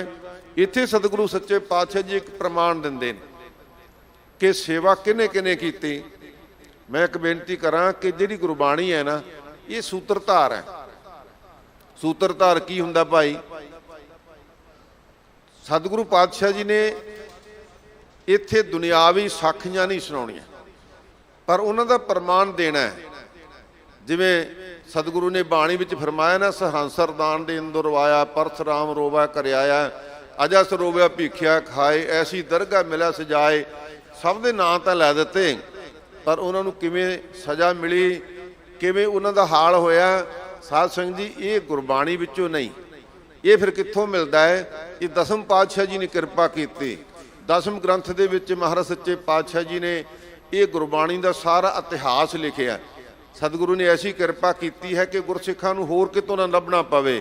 ਸਤਿਗੁਰੂ ਜੀ ਇੱਥੇ ਅੱਗੇ ਫਰਮਾਉਂਦੇ ਹਨ ਕਿ ਸੇਵਾ ਕਿਹਨਾਂ ਨੂੰ ਭਾਈ, ਕਿਹਨਾਂ ਦੀ ਭਾਈ, ਕਿਹਨਾਂ ਤੋਂ ਕਰਵਾਈ। ਸਤਿਗੁਰੂ ਜੀ ਫਰਮਾਉਂਦੇ ਨੇ, ਕ੍ਰਿਸ਼ਨ ਬਲਭੱਦਰ ਗੁਰ ਪੱਗ ਲਗ ਧਿਆਵੈ। ਕ੍ਰਿਸ਼ਨ ਭਗਵਾਨ ਅਵਤਾਰ ਹੋਏ 16 ਕਲਾ ਸੰਪੂਰਨ। ਕਹਿੰਦੇ ਜਦੋਂ ਉਹਨਾਂ ਨੇ ਵਸਿਸ਼ਠ ਮੁਨੀ ਨੂੰ ਗੁਰੂ ਧਾਰਨ ਕੀਤਾ ਨਾ, ਤੇ ਆਪ ਉਹਦੀ ਸੇਵਾ ਵਿੱਚ ਹਾਜ਼ਰ ਹੋਏ। ਜਦੋਂ ਉਹਦੇ ਕੋਲੇ ਗਏ, ਉਹਦੀ ਝੌਂਪੜੀ ਦੇ ਸਾਹਮਣੇ ਗਏ, ਤਾਂ ਉਹ ਐਨ ਆਪਣੀ ਲਿਵ ਦੇ ਵਿੱਚ ਵਾਹਿਗੁਰੂ ਦਾ ਪਰਮਾਤਮਾ ਦਾ ਨਾਮ ਜਪ ਰਹੇ ਸੀ, ਤੇ ਕ੍ਰਿਸ਼ਨ ਜੀ ਹੱਥ ਜੋੜ ਕੇ ਬਾਹਰ ਖੜੇ ਰਹੇ। ਜਦੋਂ ਉਹਨਾਂ ਦੀ ਲਿਵ ਖੁੱਲੀ, ਵੇਖਿਆ ਕਿ ਕ੍ਰਿਸ਼ਨ ਭਗਵਾਨ ਬਾਹਰ ਖੜੇ ਆ, ਉਹਨਾਂ ਨੂੰ ਪੁੱਛਿਆ ਕਿ ਆਪ ਜੀ ਤੇ ਭਗਵਾਨ ਹੋ, ਮੌਕੇ ਦੇ ਰੱਬ ਹੋ, ਦੁਨੀਆ ਤੁਹਾਨੂੰ ਮੰਨਦੀ ਹੈ, ਤੁਸੀਂ ਮੇਰੀ ਝੌਂਪੜੀ ਦੇ ਮੂਹਰੇ ਹੱਥ ਜੋੜ ਕੇ ਕਿਉਂ ਖੜੇ ਹੋ? ਕਹਿ ਲੈਂਦੇ ਜੀ ਮੈਂ ਆਪ ਜੀ ਕੋਲੋਂ ਗੁਣ ਪ੍ਰਾਪਤ ਕਰਨ ਆਇਆ, ਇਸ ਕਰਕੇ ਮੈਂ ਆਪ ਦੀ ਸੇਵਾ ਵਿੱਚ ਖੜਾ ਹਾਂ। ਸਾਧ ਸੰਗਤ ਜੀ ਸੇਵਾ ਵਿੱਚ ਖੜੇ ਰਹੇ, ਤੇ ਫਿਰ ਸਾਧ ਸੰਗਤ ਜੀ ਵਸਿਸ਼ਠ ਪ੍ਰਾਣ ਜੋ ਸੀ ਉਹ 64 ਦਿਨਾਂ ਦੇ ਵਿੱਚ ਵਸਿਸ਼ਠ ਮੁਨੀ ਜੀ ਨੇ ਸੁਣਾਇਆ ਸੀ। ਰੋਜ਼ ਖੜੇ ਹੋ ਕੇ ਸੁਣਦੇ, ਜਿੰਨਾ ਚਿਰ ਉਹ ਸੁਣਾਉਂਦੇ ਰਹਿੰਦੇ, ਐਸੀ ਸੇਵਾ ਕੀਤੀ ਸੀ। ਸੋ ਮਹਾਰਾਜ ਸੱਚੇ ਪਾਤਸ਼ਾਹ ਜੀ ਗੁਰਬਾਣੀ ਵਿੱਚ ਹੋਰ ਵੀ ਪ੍ਰਮਾਣ ਦਿੱਤੇ ਨੇ। ਕਾਸ਼ੀ ਕ੍ਰਿਸ਼ਨ ਚਰਾਵਤ ਗਾਊ, ਕਹਿੰਦੇ ਕਾਸ਼ੀ ਦੇ ਵਿੱਚ ਜਿੱਥੇ ਰਹਿੰਦਾ ਸੀ ਨਾ, ਸੋ ਵਸਿਸ਼ਠ ਮੁਨੀ ਜੀ ਉੱਥੇ ਜਾ ਕੇ ਉਹਦੀਆਂ ਗਾਈਆਂ ਵੀ ਚਰਾਉਂਦੇ ਰਹੇ। ਸੋ ਇਸ ਵਾਸਤੇ ਇਸੇ ਤਰ੍ਹਾਂ ਰਾਮਚੰਦਰ ਜੀ ਜਦੋਂ ਸੰਦੀਪਨ ਦੇ ਪਾਸ ਗਏ ਨਾ, ਜਿਨ੍ਹਾਂ ਨੂੰ ਸ਼ਾਸਤਰ ਗੁਰੂ ਧਾਰਨ ਕੀਤਾ ਇਸ ਸਮੀਪਨ ਨੂੰ, ਸਾਧ ਸੰਗਤ ਜੀ ਉਹਦੀ ਸੇਵਾ 'ਚ ਲੱਗੇ ਰਹੇ। ਬਣ ਵਿੱਚੋਂ ਜਾ ਕੇ ਲੱਕੜੀਆਂ ਲਿਆ ਕੇ ਉਹਦੇ ਲੰਗਰ ਵਿੱਚ ਪਾਉਂਦੇ। ਕੌਣ ਸੀ? ਮਹਾਰਾਜ ਸੱਚੇ ਪਾਤਸ਼ਾਹ ਜੀ ਕ੍ਰਿਸ਼ਨ ਬਲਭੱਦਰ। ਬਲਭੱਦਰ ਸਾਧ ਸੰਗਤ ਜੀ ਨੂੰ ਬਲਰਾਮ ਵੀ ਕਹਿੰਦੇ ਨੇ। ਇਹ ਕ੍ਰਿਸ਼ਨ ਭਗਵਾਨ ਦਾ ਭਰਾ ਸੀ। ਇਹ ਦੋਵੇਂ ਕਹਿੰਦੇ ਜਾ ਕੇ ਆਪ ਗੁਰੂ ਧਾਰਨ ਕਰਕੇ ਜਿੱਥੇ ਵਸਿਸ਼ਠ ਦੀ ਸੇਵਾ ਕਰਦੇ ਰਹੇ, ਉੱਥੇ ਰਾਮਚੰਦਰ ਜੀ ਸੋ ਸਮੀਪਨ ਦੀ ਸੇਵਾ ਕਰਦਾ ਰਿਹਾ। ਉਹ ਕਹਿੰਦੇ ਇਹੋ ਜੀ ਸੇਵਾ ਪਾ ਕੇ ਵੀ ਉਹਨਾਂ ਨੇ ਗੁਣ ਗ੍ਰਹਿਣ ਕੀਤੇ, ਨਿਮਰਤਾ ਧਾਰਨ ਕੀਤੀ। ਸਾਧ ਸੰਗਤ ਜੀ ਸਾਡੇ 'ਚ ਇੱਕ ਇੱਕ ਗੁਣ ਹੋਵੇ। ਮੌਕੇ ਦੇ ਰਾਜੇ ਵੀ ਸਨ, ਕ੍ਰਿਸ਼ਨ ਭਗਵਾਨ ਵੀ ਤੇ ਰਾਮਚੰਦਰ ਜੀ ਵੀ, ਪਰ ਅਸੀਂ ਛੋਟੀ ਜੀ ਕੋਈ ਪਦਵੀ ਪਾ ਕੇ ਹੰਕਾਰ ਵਿੱਚ ਆ ਜਾਂਦੇ ਕਿ ਅਸੀਂ ਗੁਰੂ ਘਰ ਦੇ ਭਾਂਡੇ ਕਿਉਂ ਮਾਂਜੀਏ, ਬਰਤਨ ਕਿਉਂ ਸਾਫ਼ ਕਰੀਏ, ਲੰਗਰ ਕਿਉਂ ਵਰਤਾਈਏ। ਨਹੀਂ, ਇਹ ਸਤਿਗੁਰੂ ਪਾਤਸ਼ਾਹ ਜੀ ਨੇ ਸਿੱਖਿਆ ਦਿੱਤੀ ਹੈ। ਦਸਮ ਪਾਤਸ਼ਾਹ ਜੀ ਨੇ ਜਿੱਥੇ ਅਵਤਾਰਾਂ ਦੀ ਕਥਾ ਲਿਖੀ ਹੈ ਨਾ ਦਸਮ ਗ੍ਰੰਥ ਦੇ ਵਿੱਚ, ਉੱਥੇ ਵਸਿਸ਼ਠ ਪ੍ਰਾਣ ਦੇ ਵਿੱਚ ਮਹਾਰਾਜ ਸੱਚੇ ਪਾਤਸ਼ਾਹ ਜੀ ਨੇ ਇਹ ਸਾਖੀ ਅੰਕਿਤ ਕੀਤੀ। ਸਤਿਗੁਰੂ ਪਾਤਸ਼ਾਹ ਜੀ ਨੇ ਬੜੇ ਵਿਸਥਾਰ ਦੇ ਨਾਲ ਲਿਖਿਆ ਹੈ ਕਿ ਕਿਸ ਤਰ੍ਹਾਂ ਕ੍ਰਿਸ਼ਨ ਭਗਵਾਨ ਜੀ ਤੇ ਰਾਮਚੰਦਰ ਜੀ ਗੁਰੂ ਧਾਰਨ ਕਰਕੇ ਗੁਣ ਗ੍ਰਹਿਣ ਕਰਨ ਕਰਕੇ ਕਿਵੇਂ ਨਿਮਰਤਾ ਦੇ ਨਾਲ ਸੇਵਾ ਕਰਦੇ ਰਹੇ। ਰਹੋ ਵਿਚਾਰ ਸਤਿਗੁਰੂ ਜੀ ਫਰਮਾਉਂਦੇ ਨੇ, ਕ੍ਰਿਸ਼ਨ ਬਲਭੱਦਰ ਗੁਰ ਪਗ ਲਗ ਧਿਆਵੈ, ਜਿਹਨੂੰ ਗੁਰੂ ਧਾਰਨ ਕੀਤਾ ਨਾ, ਉਹਨਾਂ ਦੇ ਚਰਨਾਂ ਦੀ ਸੇਵਾ ਉਹਨਾਂ ਦੇ ਚਰਨੀ ਲੱਗ ਕੇ ਕਰਦੇ ਰਹੇ। ਹੰਕਾਰ ਨਾਲ ਨਹੀਂ ਕਿ ਅਸੀਂ ਮੌਕੇ ਦੇ ਅਵਤਾਰ ਹਾਂ, ਸਾਨੂੰ ਤੁਸੀਂ ਕੋਈ ਇਸ ਤਰ੍ਹਾਂ ਦੀ ਸੇਵਾ ਨਹੀਂ ਦੱਸਣੀ, ਸਿਰਫ ਗੁਣ ਦੇਣੇ ਆ। ਸਾਧ ਸੰਗਤ ਜੀ ਮੈਂ ਬੇਨਤੀ ਕਰਾਂ, ਦੁਨੀਆ ਦੇ ਵਿੱਚ ਜੇ ਕੋਈ ਪੂਰਨ ਅਵਤਾਰ ਆਇਆ ਨਾ, ਉਹ ਧੰਨ ਗੁਰੂ ਨਾਨਕ ਸਾਹਿਬ ਸੱਚੇ ਪਾਤਸ਼ਾਹ ਜੀ ਆਏ ਨੇ, ਜਿਨ੍ਹਾਂ ਨੇ ਗੁਰਬਾਣੀ ਨੂੰ ਗੁਰੂ ਧਾਰਨ ਕੀਤਾ। ਸੱਚਖੰਡ ਦੇ ਵਿੱਚੋਂ ਹੀ ਸਾਨੂੰ ਇੱਕ ਓੰਕਾਰ ਸਤਨਾਮ ਕਰਤਾ ਪੁਰਖ ਬਾਣੀ ਲਿਆ ਕੇ ਦਿੱਤੀ ਮਹਾਰਾਜ ਨੇ। ਸੋ ਇਹ ਉਸ ਬਾਣੀ ਨਾਲ ਹੀ ਸਾਨੂੰ ਮਹਾਰਾਜ ਨੇ ਜੋੜ ਕੇ ਸਾਨੂੰ ਵੀ ਕਹਿ ਦਿੱਤਾ ਕਿ ਤੁਹਾਡਾ ਗੁਰੂ ਵੀ ਗੁਰੂ ਗ੍ਰੰਥ ਸਾਹਿਬ ਹੈ, ਗੁਰਬਾਣੀ ਹੈ। ਬਾਣੀ ਗੁਰੂ ਹੈ, ਬਾਣੀ ਵਿੱਚ ਬਾਣੀ ਅੰਮ੍ਰਿਤ ਸਾਰੇ, ਗੁਰਬਾਣੀ ਕਹੈ ਸੇਵਕ ਜਨ ਮਾਨੈ ਪ੍ਰਤੱਖ ਗੁਰੂ ਨਿਸਤਾਰੇ। ਉਸ ਪ੍ਰਤੱਖ ਗੁਰੂ ਨਾਲ ਆਪਾਂ ਨੂੰ ਵੀ ਜੋੜਿਆ ਮਹਾਰਾਜ ਨੇ, ਜਿਹਦੇ ਨਾਲ ਆਪ ਸਤਿਗੁਰੂ ਪਾਤਸ਼ਾਹ ਜੀ ਨੇ ਲਿਵ ਜੋੜੀ। ਉਹ ਸ਼ਬਦ ਦੇ ਨਾਲ ਸ਼ਬਦ ਗੁਰ ਪੀਰਾ ਗਹਿਰ ਗੰਭੀਰਾ, ਬਿਨ ਸ਼ਬਦਾ ਜਗ ਬੌਰਾਨੰ, ਜਗ ਬੌਰਾ ਕਮਲਾ ਕਹਿੰਦੇ ਸ਼ਬਦ ਤੋਂ ਬਿਨਾ। ਇਸ ਵਾਸਤੇ ਸ਼ਬਦਾਵਤਾਰ ਧੰਨ ਗੁਰੂ ਗ੍ਰੰਥ ਸਾਹਿਬ ਜੀ ਨੂੰ ਗੁਰਤਾ ਗੱਦੀ ਦੇ ਕੇ ਸਤਿਗੁਰੂ ਪਾਤਸ਼ਾਹ ਜੀ ਨੇ ਹੁਕਮ ਕਰ ਦਿੱਤਾ, ਆਗਿਆ ਭਈ ਅਕਾਲ ਕੀ ਤਬੈ ਚਲਾਇਓ ਪੰਥ, ਸਭ ਸਿੱਖਣ ਕੋ ਹੁਕਮ ਹੈ ਗੁਰੂ ਮਾਨਿਓ ਗ੍ਰੰਥ। ਗੁਰੂ ਗ੍ਰੰਥ ਜੀ ਮਾਨੀਏ ਪ੍ਰਗਟ ਗੁਰਾਂ ਕੀ ਦੇ, ਜੋ ਪ੍ਰਭ ਕੋ ਮਿਲਵੋ ਚਾਹੇ ਖੋਜ ਸ਼ਬਦ ਮੈਲੇ। ਕਹਿੰਦੇ ਉਹਨੂੰ ਆਸੇ ਪਾਸੇ ਕਬਰਾਂ ਤੇ ਮਟੀਆਂ ਦੇ ਜਾਣ ਦੀ ਲੋੜ ਨਹੀਂ, ਉਹ ਤੇ ਗੁਰੂ ਕੇ ਸ਼ਬਦ ਨੂੰ ਖੋਜੇ, ਗੁਰੂ ਕੇ ਸ਼ਬਦ ਦਾ ਅਭਿਆਸ ਕਰੇ, ਬਾਣੀ ਪੜ੍ਹੇ, ਤੇ ਉਹਦੇ ਵਿੱਚੋਂ ਪ੍ਰਾਪਤੀ ਹੋ ਜਾਵੇਗੀ। ਸਤਿਗੁਰੂ ਪਾਤਸ਼ਾਹ ਜੀ ਫਰਮਾਉਂਦੇ ਹਨ ਕਿ ਭਾਈ ਜਿਸ ਤਰ੍ਹਾਂ ਕ੍ਰਿਸ਼ਨ ਅਵਤਾਰ ਹੋਏ ਤੇ ਉਹਨਾਂ ਨੇ ਵੀ ਗੁਰੂ ਧਾਰਨ ਵੇਲੇ ਉਹਨਾਂ ਦੇ ਪਗ ਲਗ ਧਿਆਵੈ, ਆਪਣੇ ਗੁਰੂ ਦੇ ਚਰਨਾਂ ਨਾਲ ਲੱਗ ਕੇ ਬੜੀ ਸ਼ਰਧਾ ਦੇ ਨਾਲ ਸੇਵਾ ਕਰਨੀ ਕੀਤੀ ਸੀ। ਸਤਿਗੁਰੂ ਪਾਤਸ਼ਾਹ ਦੀ ਜਦੋਂ ਆਪਾਂ ਬਾਣੀ ਪੜ੍ਹਦੇ ਆ ਨਾ, ਤੇ ਭਾਈ ਗੁਰਦਾਸ ਜੀ ਨੂੰ ਗੁਰਬਾਣੀ ਦੀ ਕੁੰਜੀ ਕਿਉਂ ਕਿਹਾ ਗਿਆ? ਕਈ ਵਾਰ ਅਸੀਂ ਸ਼ਬਦ ਪੜ੍ਹਦਿਆਂ ਜਦੋਂ ਯਾਦ ਕਰਦੇ ਹਾਂ ਤਾਂ ਰਾਗੀ ਸਿੰਘ ਕਈ ਵਾਰ ਪ੍ਰਮਾਣ ਦਿੰਦੇ ਨੇ। ਭਾਈ ਗੁਰਦਾਸ ਜੀ ਲਿਖਦੇ ਨੇ ਗੁਰਸਿੱਖ ਦੀ ਕਰਨੀ, ਕਿਹੋ ਜਿਹਾ ਗੁਰਸਿੱਖ ਹੋਣਾ ਚਾਹੀਦਾ ਹੈ। ਸਤਿਗੁਰੂ ਜੀ ਦੀ ਬਾਣੀ ਦਾ ਇਸ ਤਰ੍ਹਾਂ ਨਿਚੋੜ ਕੱਢ ਕੇ ਦਿੰਦੇ ਨੇ। ਸੋ ਬਲਿਹਾਰੀ ਤਿੰਨਾਂ ਗੁਰਸਿੱਖਾਂ ਕਹਿੰਦੇ ਨੇ ਜਾਏ ਜਿਨ੍ਹਾਂ ਗੁਰ ਦਰਸ਼ਨ ਡਿੱਠਾ। ਅਸੀਂ ਉਹਨਾਂ ਤੋਂ ਬਲਿਹਾਰ ਜਾਂਦੇ ਹਾਂ ਜਿਹੜੇ ਰੋਜ਼ ਝੱਖੜ ਝਾਗੀ ਮੀਂਹ ਵਰਸਾ ਭੀ ਗੁਰ ਦੇਖਣ ਜਾਈ। ਭਾਈ ਸਾਹਿਬ ਜੀ ਕਹਿੰਦੇ ਅਸੀਂ ਬਲਿਹਾਰ ਜਾਂਦੇ ਹਾਂ, ਗੁਰਸਿੱਖੋ ਬਲਿਹਾਰੀ ਆ ਉਹਨਾਂ ਗੁਰਸਿੱਖਾਂ ਤੋਂ। ਜਾਏ ਜਿਨ੍ਹਾਂ ਗੁਰ ਦਰਸ਼ਨ ਡਿੱਠਾ, ਜਿਨ੍ਹਾਂ ਨੇ ਗੁਰੂ ਦੇ ਦਰਸ਼ਨ ਨੂੰ ਦੇਖਣਾ ਕੀਤਾ ਹੈ। ਬਲਿਹਾਰੀ ਤਿੰਨਾਂ ਗੁਰਸਿੱਖਾਂ ਪੈਰੀ ਪੈ, ਸੰਗਤ ਦੇ ਪੈਰੀ ਪੈ ਕੇ, ਸ਼ਬਦ ਦੇ ਪੈਰੀ ਪੈ ਕੇ ਸਾਧ ਸੰਗਤ ਵਿੱਚ ਜਾਏ ਬੈਠਾ। ਕਹਿੰਦੇ ਫਿਰ ਸਤ ਸੰਗਤ ਦੇ ਵਿੱਚ ਜਾ ਕੇ ਇਹ ਨਹੀਂ ਵੀ ਮੂਹਰੇ ਜਾ ਕੇ ਬਹਿਣਾ, ਪਿੱਛੇ ਵੀ ਜਾ ਕੇ ਬਹਿ ਜਾਣਾ। ਬਲਿਹਾਰੀ ਤਿੰਨਾਂ ਗੁਰਸਿੱਖਾਂ ਗੁਰਮਤਿ ਬੋਲ ਬੋਲਦੇ ਮਿੱਠਾ। ਕਹਿੰਦੇ ਫਿਰ ਗੁਰਮਤਿ ਦੇ ਬਚਨ ਬੋਲਦੇ ਆ ਮਿੱਠੇ ਮਿੱਠੇ। ਆਓ ਭਾਈ ਗੁਰੂ ਕੇ ਸਿੱਖੋ, ਬਾਣੀ ਪੜ੍ਹਿਆ ਕਰੋ, ਸੇਵਾ ਕਰਿਆ ਕਰੋ, ਨਾਮ ਜਪਿਆ ਕਰੋ। ਮਿੱਠੇ ਬੋਲ ਬੋਲਦੇ ਨੇ। ਤੇ ਕਈ ਸਾਧ ਸੰਗਤ ਜੀ ਗੁਰਮਤਿ ਦੇ ਧਾਰਨੀ ਹੋ ਕੇ ਆਪਣੇ ਆਪ ਨੂੰ ਪ੍ਰਚਾਰਕ ਮੰਨ ਕੇ, ਸੰਤ ਮੰਨ ਕੇ, ਆਪਣੇ ਆਪ ਨੂੰ ਜਥੇਦਾਰ ਮੰਨ ਕੇ ਮੂੰਹ ਦੇ ਵਿੱਚੋਂ ਫਿੱਕੀਆਂ ਗੱਲਾਂ ਕਰਦੇ, ਗਾਲਾਂ ਤੱਕ ਕੱਢ ਦਿੰਦੇ ਨੇ। ਨਹੀਂ, ਸਤਿਗੁਰੂ ਪਾਤਸ਼ਾਹੀ ਦੇ ਪਿਆਰੇ ਭਾਈ ਗੁਰਦਾਸ ਜੀ ਕਹਿੰਦੇ ਨੇ ਬਲਿਹਾਰੀ ਤਿੰਨਾਂ ਗੁਰਸਿੱਖਾਂ ਗੁਰਮਤਿ ਬੋਲ ਬੋਲਦੇ ਮਿੱਠਾ। ਕਹਿੰਦੇ ਗੁਰਮਤਿ ਨੂੰ ਸਮਝਾਉਣ ਵਾਸਤੇ ਮਿੱਠੇ ਬੋਲ ਬੋਲਦੇ ਨੇ। ਬਲਿਹਾਰੀ ਤਿੰਨਾਂ ਗੁਰਸਿੱਖਾਂ ਪੁੱਤਰ ਮਿੱਤਰ, ਕਹਿੰਦੇ ਪੁੱਤਰ ਨੂੰ ਤੇ ਮਿੱਤਰ ਨੂੰ ਕਹਿੰਦੇ ਬਰਾਬਰ ਦਾ ਕਰਕੇ ਉਹਨਾਂ ਨੇ ਪੁੱਤਰ ਮਿੱਤਰ ਕਹਿੰਦੇ ਅਬਰਨ ਡਿੱਠਾ। ਕਹਿੰਦੇ ਫਿਰ ਉਹਨਾਂ ਨੂੰ ਬਰਾਬਰ ਕਰਕੇ ਨਾ ਸਮਝਿਆ ਕਿ ਆ ਮੇਰਾ ਪੁੱਤਰ। ਇਹ ਨਹੀਂ ਕਿ ਇਹਨੂੰ ਵਿਸ਼ੇਸ਼ਤਾ ਹੀ ਦੇਣੀ ਹੈ। ਪ੍ਰਤੱਖ ਵੀ ਦੇਖੋ ਗੁਰੂ ਸਾਹਿਬ ਸੱਚੇ ਪਾਤਸ਼ਾਹ ਜੀ ਨੇ ਸੰਗਤਾਂ ਨੂੰ ਤੇ ਆਪਣੇ ਪੁੱਤਰਾਂ ਨੂੰ ਸੰਗਤਾਂ ਦੇ ਵਿੱਚ ਬਰਾਬਰ ਦਾ ਦਰਜਾ ਦਿੱਤਾ ਹੈ। ਇਹ ਕੇਵਲ ਗੁਰਮਤਿ ਦੇ ਵਿੱਚ ਸਾਧ ਸੰਗਤ ਜੀ ਆਪਾਂ ਵੇਖਾਂਗੇ, ਹੋਰ ਕਿਧਰੇ ਆਪਾਂ ਨੂੰ ਇਹੋ ਜਿਹੀ ਸਮਾਨਤਾ ਪ੍ਰਾਪਤ ਨਹੀਂ ਹੋਵੇਗੀ, ਮਿਲੇਗੀ ਨਹੀਂ। ਕੇਵਲ ਗੁਰੂ ਕੀ ਸਿੱਖੀ ਧਾਰਨ ਕੀਤਿਆਂ ਕਿ ਆਓ ਜਿਹੜੇ ਗੁਰੂ ਕੇ ਸਿੱਖ ਕੀਰਤਨ ਕਰਦੇ ਨੇ, ਆਪਾਂ ਕਦੇ ਸੋਚਿਆ ਵੀ ਉਹ ਕਿਸ ਜਾਤ ਵਿੱਚੋਂ ਨੇ, ਕਿਸ ਬਰਾਦਰੀ ਵਿੱਚੋਂ ਹੈ? ਨਹੀਂ, ਅਸੀਂ ਇਹ ਜਾਣਦੇ ਵੀ ਇਹ ਗੁਰੂ ਕੇ ਰਾਗੀ ਆ, ਗੁਰੂ ਕੇ ਰਾਗੀ ਸਿੰਘ ਹੈ, ਗੁਰੂ ਕੇ ਵਜ਼ੀਰ ਹੈ, ਜਾਂ ਗੁਰੂ ਕੀ ਸਿੱਖ ਸੰਗਤ ਹੈ, ਇਹ ਗੁਰੂ ਕੇ ਲਾਂਗਰੀ ਹਨ, ਗੁਰੂ ਕੇ ਸੇਵਾਦਾਰ ਹੈ। ਆਪਾਂ ਇਹੀ ਭਾਸ਼ਾ ਬੋਲਦੇ ਹਾਂ ਨਾ। ਤੇ ਸਾਂਝੇ ਰੂਪ ਵਿੱਚ ਅਸੀਂ ਗੁਰੂ ਕਾ ਖਾਲਸਾ ਹੈ। ਤੇ ਜਦੋਂ ਖਾਲਸਾ ਇਕੱਤਰ ਹੁੰਦਾ ਹੈ ਫਿਰ ਇਹ ਆਪਾਂ ਸਾਰੇ ਜਦੋਂ ਬੋਲਦੇ ਹਾਂ ਤੇ ਬੋਲਦੇ ਵਾਹਿਗੁਰੂ ਜੀ ਕਾ ਖਾਲਸਾ, ਵਾਹਿਗੁਰੂ ਜੀ ਕੀ ਫਤਿਹ। ਇਹ ਖਾਲਸਾ ਵੀ ਵਾਹਿਗੁਰੂ ਦਾ ਤੇ ਫਤਿਹ ਵੀ ਉਸ ਵਾਹਿਗੁਰੂ ਦੀ ਹੈ। ਇਸ ਵਾਸਤੇ ਸਾਧ ਸੰਗਤ ਜੀ ਸਤਿਗੁਰੂ ਪਾਤਸ਼ਾਹ ਦੇ ਪਿਆਰੇ ਭਾਈ ਗੁਰਦਾਸ ਜੀ ਫਰਮਾਉਂਦੇ ਹਨ ਕਿ ਅਸੀਂ ਉਹਨਾਂ ਤੋਂ ਬਲਿਹਾਰੀ ਜਾਂਦੇ। ਬਲਿਹਾਰੀ ਤਿੰਨਾਂ ਗੁਰਸਿੱਖਾਂ ਆਪ ਤਰੇ ਤਾਰਨ ਸਾਰਿਠਾ। ਕਹਿੰਦੇ ਆਪ ਤਾਂ ਤਰੇ ਹੀ ਨੇ ਤੇ ਸਾਰੀ ਸ੍ਰਿਸ਼ਟੀ ਨੂੰ ਤਾਰਨ ਵਾਸਤੇ ਸਮਰੱਥ ਹੋ ਜਾਂਦੇ ਨੇ ਜਿਹੜੇ ਪ੍ਰਭੂ ਦਾ ਆਪ ਨਾਮ ਜਪਦੇ ਨੇ। ਸਾਧ ਸੰਗਤ ਜੀ ਉਹਨਾਂ ਦੇ ਵਿੱਚ ਐਸੀ ਸ਼ਕਤੀ ਸਤਿਗੁਰੂ ਜੀ ਪੈਦਾ ਕਰ ਦਿੰਦੇ ਨੇ ਕਿ ਉਹਨਾਂ ਦੇ ਮਨ ਦੇ ਵਿੱਚ ਕਸ਼ਿਸ਼ ਪੈਦਾ ਹੋ ਜਾਂਦੀ ਹੈ ਕਿ ਅਸੀਂ ਕਦੋਂ ਉਹਨਾਂ ਗੁਰਸਿੱਖਾਂ ਦੇ ਦਰਸ਼ਨ ਕਰੀਏ, ਉਹਨਾਂ ਮਹਾਂਪੁਰਖਾਂ ਦੇ ਦਰਸ਼ਨ ਕਰੀਏ ਜਿਹੜੇ ਸਤਿਗੁਰੂ ਦੀ ਬਾਣੀ ਪੜ੍ਹਾਉਂਦੇ ਨੇ, ਕਥਾ ਕਰਦੇ ਨੇ, ਵਿਚਾਰ ਕਰਦੇ ਨੇ ਤੇ ਸਾਨੂੰ ਗੁਰੂ ਗ੍ਰੰਥ ਸਾਹਿਬ ਦੇ ਨਾਲ ਜੋੜਦੇ ਨੇ। ਸਾਨੂੰ ਆਪ ਦੇ ਨਾਲ ਨਹੀਂ ਜੋੜਦੇ। ਸਾਨੂੰ ਇਹੀ ਸਿੱਖਿਆ ਦਿੰਦੇ ਨੇ ਕਿ ਗੁਰੂ ਕੇ ਸਿੱਖੋ, ਆਪਾਂ ਸਾਰੇ ਗੁਰੂ ਕੇ ਸਿੱਖ ਹਾਂ। ਪਰ ਸਿੱਖ ਕਦੋਂ ਹੈ? ਜਦੋਂ ਅਸੀਂ ਗੁਰੂ ਕੇ ਸਿੱਖ ਬਣ ਗਏ। ਜਿਹੜੇ ਅਸੀਂ ਬਾਈ ਬਰਥ ਸਿੱਖ ਹੈ ਨਾ, ਸਾਡੇ ਮਾਤਾ ਪਿਤਾ ਸਿੱਖ ਸੀ, ਉਹਨਾਂ ਦੇ ਘਰੇ ਅਸੀਂ ਜਨਮ ਲੈ ਲਿਆ ਤੇ ਅਸੀਂ ਵੀ ਸਿੱਖ ਬਣ ਗਏ। ਮਹਾਰਾਜ ਕਹਿੰਦੇ ਇਹ ਤਾਂ ਅਸੀਂ ਆਪਣੇ ਮਾਤਾ ਪਿਤਾ ਦੇ ਪੁੱਤਰ ਹੋਣ ਕਰਕੇ ਸਿੱਖ ਹਾਂ, ਪਰ ਇੰਨੇ ਨਾਲ ਅਸੀਂ ਗੁਰੂ ਕੇ ਸਿੱਖ ਨਹੀਂ ਬਣੇ, ਹਲੇ ਬਾਕੀ ਹੈ ਭਾਈ। ਸਤਿਗੁਰੂ ਧੰਨ ਗੁਰੂ ਰਾਮਦਾਸ ਮਹਾਰਾਜ ਸੱਚੇ ਪਾਤਸ਼ਾਹ ਜੀ ਨੇ ਫਿਰ ਦੱਸਿਆ ਸਾਨੂੰ ਕਿ ਗੁਰੂ ਕੇ ਸਿੱਖ ਕਿਵੇਂ ਬਣਨਾ। ਗੁਰ ਸਤਿਗੁਰ ਕਾ ਜੋ ਸਿੱਖ ਖਾਏ, ਕਹਿੰਦੇ ਜਿਹੜਾ ਚਾਹੁੰਦਾ ਨਾ ਮੈਂ ਗੁਰੂ ਕਾ ਸਿੱਖ ਬਣ ਜਾਵਾਂ ਤੇ ਫਿਰ ਭਾਈ ਉਹਦੇ ਵਾਸਤੇ ਨਿਯਮ ਹੈ।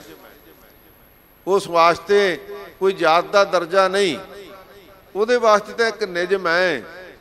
ਗੁਰ ਸਤਿਗੁਰ ਕਾ ਜੋ ਸਿੱਖ ਖਾਏ ਸੋ ਭਲਕੇ ਉਠ ਹਰ ਨਾਮ ਧਿਆਵੈ। ਕਹਿੰਦੇ ਉਹ ਗੁਰੂ ਕਾ ਸਿੱਖ ਹੈ। ਉਦਮ ਕਰੇ ਭਲਕੇ ਪ੍ਰਭਾਤੀ, ਇਸ਼ਨਾਨ ਕਰੇ ਅੰਮ੍ਰਿਤਸਰ ਨਹਾਵੈ। ਤੇ ਜੇ ਭਾਈ ਇਸੇ ਸੋ ਸਾਧ ਸੰਗਤ ਕੜੀ ਨੂੰ ਅੱਗੇ ਤੋਰਦਿਆਂ ਹੋਇਆਂ ਕਲਗੀਧਰ ਮਹਾਰਾਜ ਸੱਚੇ ਪਾਤਸ਼ਾਹ ਜੀ ਨੇ ਹੋਰ ਕਿਰਪਾ ਕਰ ਦਿੱਤੀ।